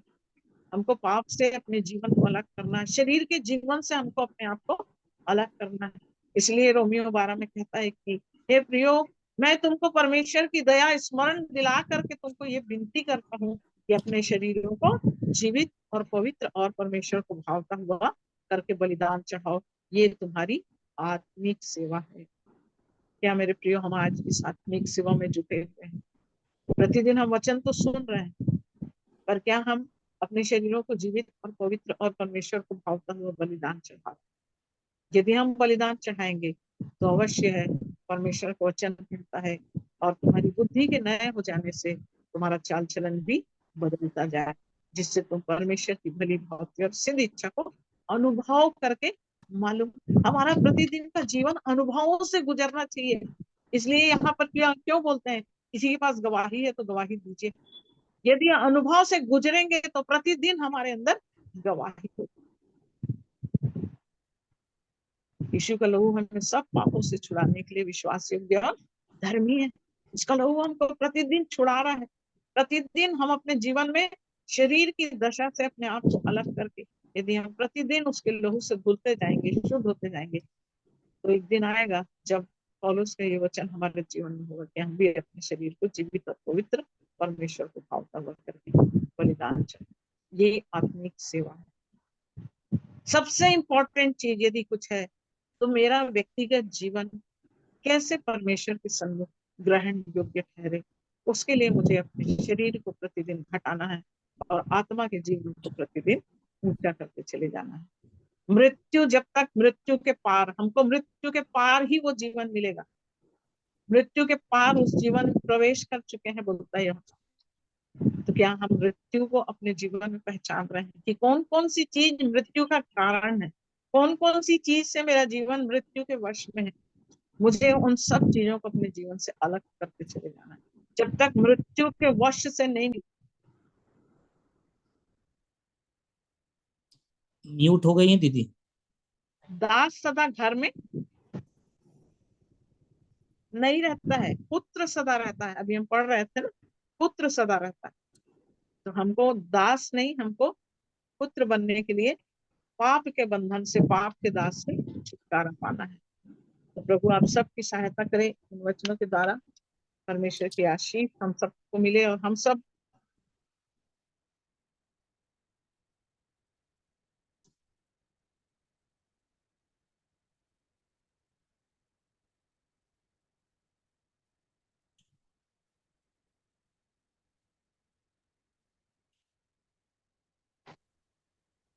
तो मेरे प्रियो, हम सबको अपने जीवन की उस तैयारी में जुटना है।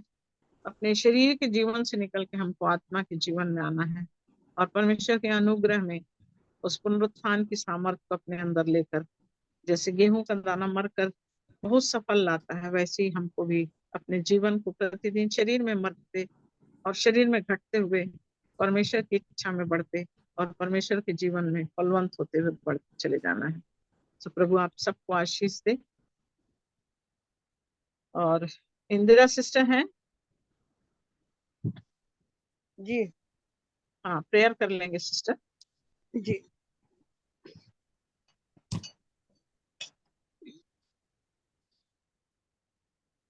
आइए हम दुआ करें। प्रेमी पिता परमेश्वर, जीवित प्रभु यीशु मसीह के नाम से, पवित्र आत्मा की सहायता सहभागिता के साथ एक बार फिर आपके पावन चरणों में आते हैं पिता। धन्यवाद देते हैं इस पल के लिए प्रभु जी, धन्यवाद देते हैं प्यारे खुदावन, इस ग्रुप के लिए प्यारे खुदावन, जो बेला दीदी के साथ द्वारा जो आज का वचन बांटा गया प्यारे खुदावन, जो वचन खुला प्रभु जी, जो फिर से हमारे लिए एक रिवीजन हुआ प्यारे खुदावन, धन्यवाद देते हैं प्यारे खुदावन आज के इस वचन के लिए। जितने भी ग्रुप में है प्यारे खुदावन, सभी के लिए प्रभु जी आशीष और बरकत के लिए दुआ करते हैं प्यारे खुदावन। जो नहीं आ पा प्रभु जी, उनको भी स्मरण करते हैं प्यारे प्रभु जी। जो आज का मन्ना आप हमें देना चाहते हैं प्यारे खुदावन, उन्हें भी वो दीजिए प्रभु जी। हम तमाम अजीजों को स्मरण करते हैं प्यारे प्रभु जी, जो आज हमारे इस ग्रुप में नहीं है प्यारे खुदावन। हम उनकी शिक्षाओं को स्मरण करते हैं प्यारे खुदावन, जो आप हमारे लिए देते हैं प्यारे खुदावन। उनके माध्यम से धन्यवाद देते हैं, क्योंकि अजीजों को प्रभु जी प्रार्थना में स्मरण करते हैं। बेला दीदी को भी प्रभु जी जिस वचन को उन्होंने बांटा है प्रभु जी, उन्हें और बहुत ऐसे आशीष दीजिए प्रभु जी, कि वो और प्रभु जी आत्मा में प्रभु जी बलवंत होने पाए, एक अच्छे योद्धा के रूप में प्यारे खुदावन आने पाए प्रभु जी। क्योंकि हमें वचन बार बार सिखाता है कि पवित्र बनो, क्योंकि मैं भी, तुम्हारा पिता भी पवित्र है। पवित्रता से शोभायमान होकर उसके कदमों में आओ। हाँ प्यारे खुदावन, हमारे खुदावन यीशु मसीह, आप हमारी हर कमी घटियों को जानते हैं। आपसे कोई भी बात छिपी नहीं है प्रभु जी। मनुष्य आपके सामने क्या है प्रभु जी, सब कुछ तो आपका दिया हुआ है प्रभु जी। हम तो छूचे और खाली है प्रभु जी, नंगे हैं प्यारे खुदावन यीशु मसीह। आप हमारी हर नंगाइयों को जानते हैं प्यारे खुदावन। हम आपके अनुग्रह की छाया में प्रभु जी ढांपे गए हैं प्यारे खुदावन। दया करता प्रभु जी, दया करना प्यारे प्रभु जी। हम आपके पास इसलिए बैठते हैं प्यारे खुदावन यीशु मसीह, कि हमें तो भर दी, फिर से भर दीजिए प्रभु जी, फिर से वो सामर्थ्य से भर दीजिए, फिर से वो आशीष से भर दीजिए प्रभु जी, ताकि हम आपके कलाम को प्रभु जी लेकर संसार में उन लोगों को बताने पाए प्रभु जी, जो आज वो अधूरे हैं प्रभु जी, आपके उस अनुग्रह कृपा से वंचित है प्रभु जी। उन आत्माओं को प्रभु जी हमारे नजदीक लाइए प्रभु जी। हम सुनकर प्रभु जी अपने अंदर ही खुद में ही समाने वाले ना हो सके प्रभु जी। प्रभु जी हमें ये बातें प्रभु जी औरों को भी सुनाना है प्यारे खुदावन। हम जानते हैं प्रभु जी समय थोड़ा है, आपका अनुग्रह हटा लिया जाएगा प्रभु जी। अंत के दिन चल रहे हैं प्रभु जी, सारा संसार की गतिविधियां हमें विचलित करती है आत्मा में प्रभु जी, हमें उस ओर ले जाती है प्यारे खुदावन यीशु मसीह। हालेलुया। हम प्रत्येक की सहायता करिए प्रभु जी। हमें आप शिक्षाओं को सुनने का समय नहीं, उस पर चलने का समय है, आ गया प्यारे खुदावन। हम तो आत्मा में प्रार्थना और विनती ही करते हैं प्यारे खुदावन। जो अगुवाई और मार्गदर्शन आप हमारे लिए खोलते हैं प्यारे खुदावन, तुम उसे पूरा करते हैं। क्योंकि वचन बार बार हमें सिखाता है कि अगर उसकी मधुर और मीठी आवाज को सुने तो अपना हृदय को कठोर मत करो। हाँ प्यारे खुदावन, जब प्रभु जी हमारा मुंह खुलेगा प्यारे खुदावन, आप उसे और भर देंगे प्रभु जी, और भर दीजिए प्रभु जी, और बातों से भर दीजिए प्रभु जी, जो हमें संसार में लेकर प्रभु जी आपके उस कलाम को लेकर जाना है प्रभु जी। जब हम दैनिक कार्यों में अपने घरों से बाहर निकलते करके प्यारे खुदावन, आप हमारी सहायता मदद करिए।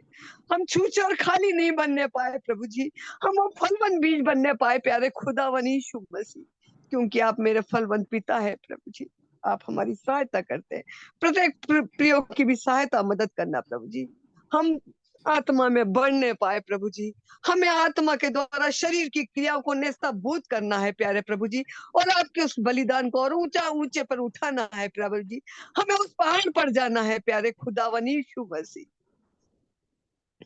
हम वो आपके आत्मिक घोड़े हैं प्यारे खुदावन, जिसके लिए आप हमें तैयार कर रहे हैं कि हम ऊंचे पर जाए प्रभु जी, ना कि संसार में अपने घोड़े को दौड़ाए प्यारे प्रभु जी। हमें वो घोड़ा नहीं बनना प्रभु जी, हमें वो घोड़ा बनना है प्रभु जी जो पहाड़ों पर जाएगा प्रभु जी।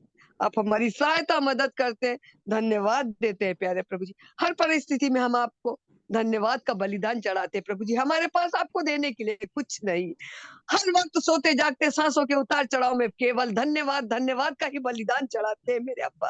आप हमारी सहायता और मदद करते हैं, उसको उसके लिए हृदय की गहराइयों से धन्यवाद देती हूँ प्यारे खुदावन यीशु मसीह।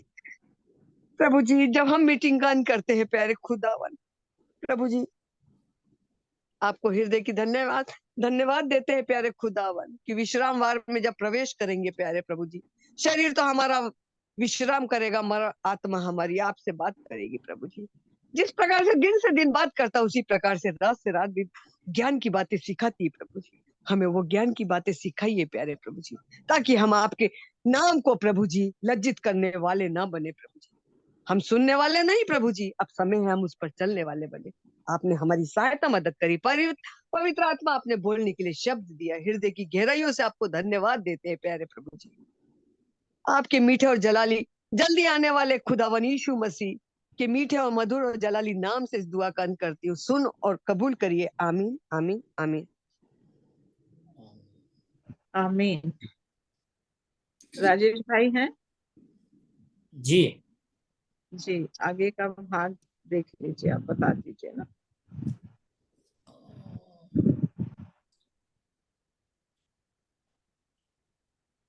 आज का कार्यक्रम यही समाप्त करते हैं। कल नियमित रूप से जैसे अपन जुड़ते हैं आत्मिक भोजन के लिए, तो वैसे ही जुड़ेंगे समय पे 7 बजे से। और अगर अभी भी किसी को, किसी भाई बहन को कुछ कहना है, बाकी है, तो कह सकते हैं। गवाही या गीत या कुछ, या कुछ नहीं कहना तो फिर आज के लिए यही विराम देते हैं।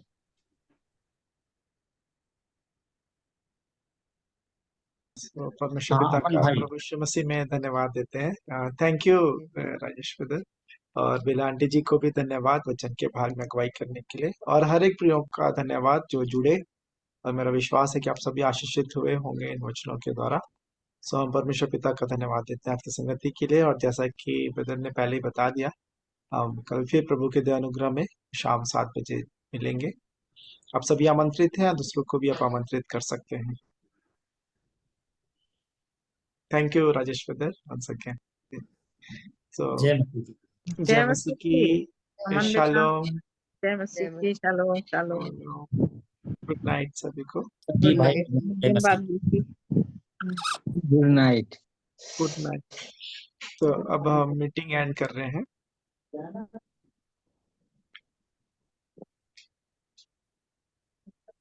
मिस्टर तिग्गा नाम से जुड़े मोहल्लत अंकल हैं क्या, या कोई और? हाँ, आज जुड़ा हूँ, बीच में मैं थोड़ा नहीं रहा ना। जय जी मसीह जी जी जी। नमस्कार जी, नमस्कार। हाँ, मैं वही सोच रहा। हालांकि जी जुड़ता रहा, उधर देखता रहा, जी लेकिन जी थोड़ा जी सा बाहर में था ना। जी जी जी। और विजय भैया और सब बाकी लोग ठीक है अंकल, सभी परिवार घराने में, आंटी जी और सभी जन? नहीं, सभी लोग ठीक हैं, अभी सब ठीक है। मैं ठीक है। आज तो मुनेश्वर तिर्की भी जुड़ा रहा, शायद देखा हूँ। अच्छा, हाँ भुवनेश्वर भी अभी है। हाँ हाँ। हाँ, चलिए, अच्छा है अंकल। फिर मिलेंगे प्रभु के दया अनुग्रह में। हाँ, ठीक। जी। तो हम मीटिंग अब एंड कर रहे हैं। ओके। सभी को धन्यवाद जुड़ने के लिए। हाँ, जय मसीह। धन्यवाद। जय मसीह की। जय मसीह, जय मसीह।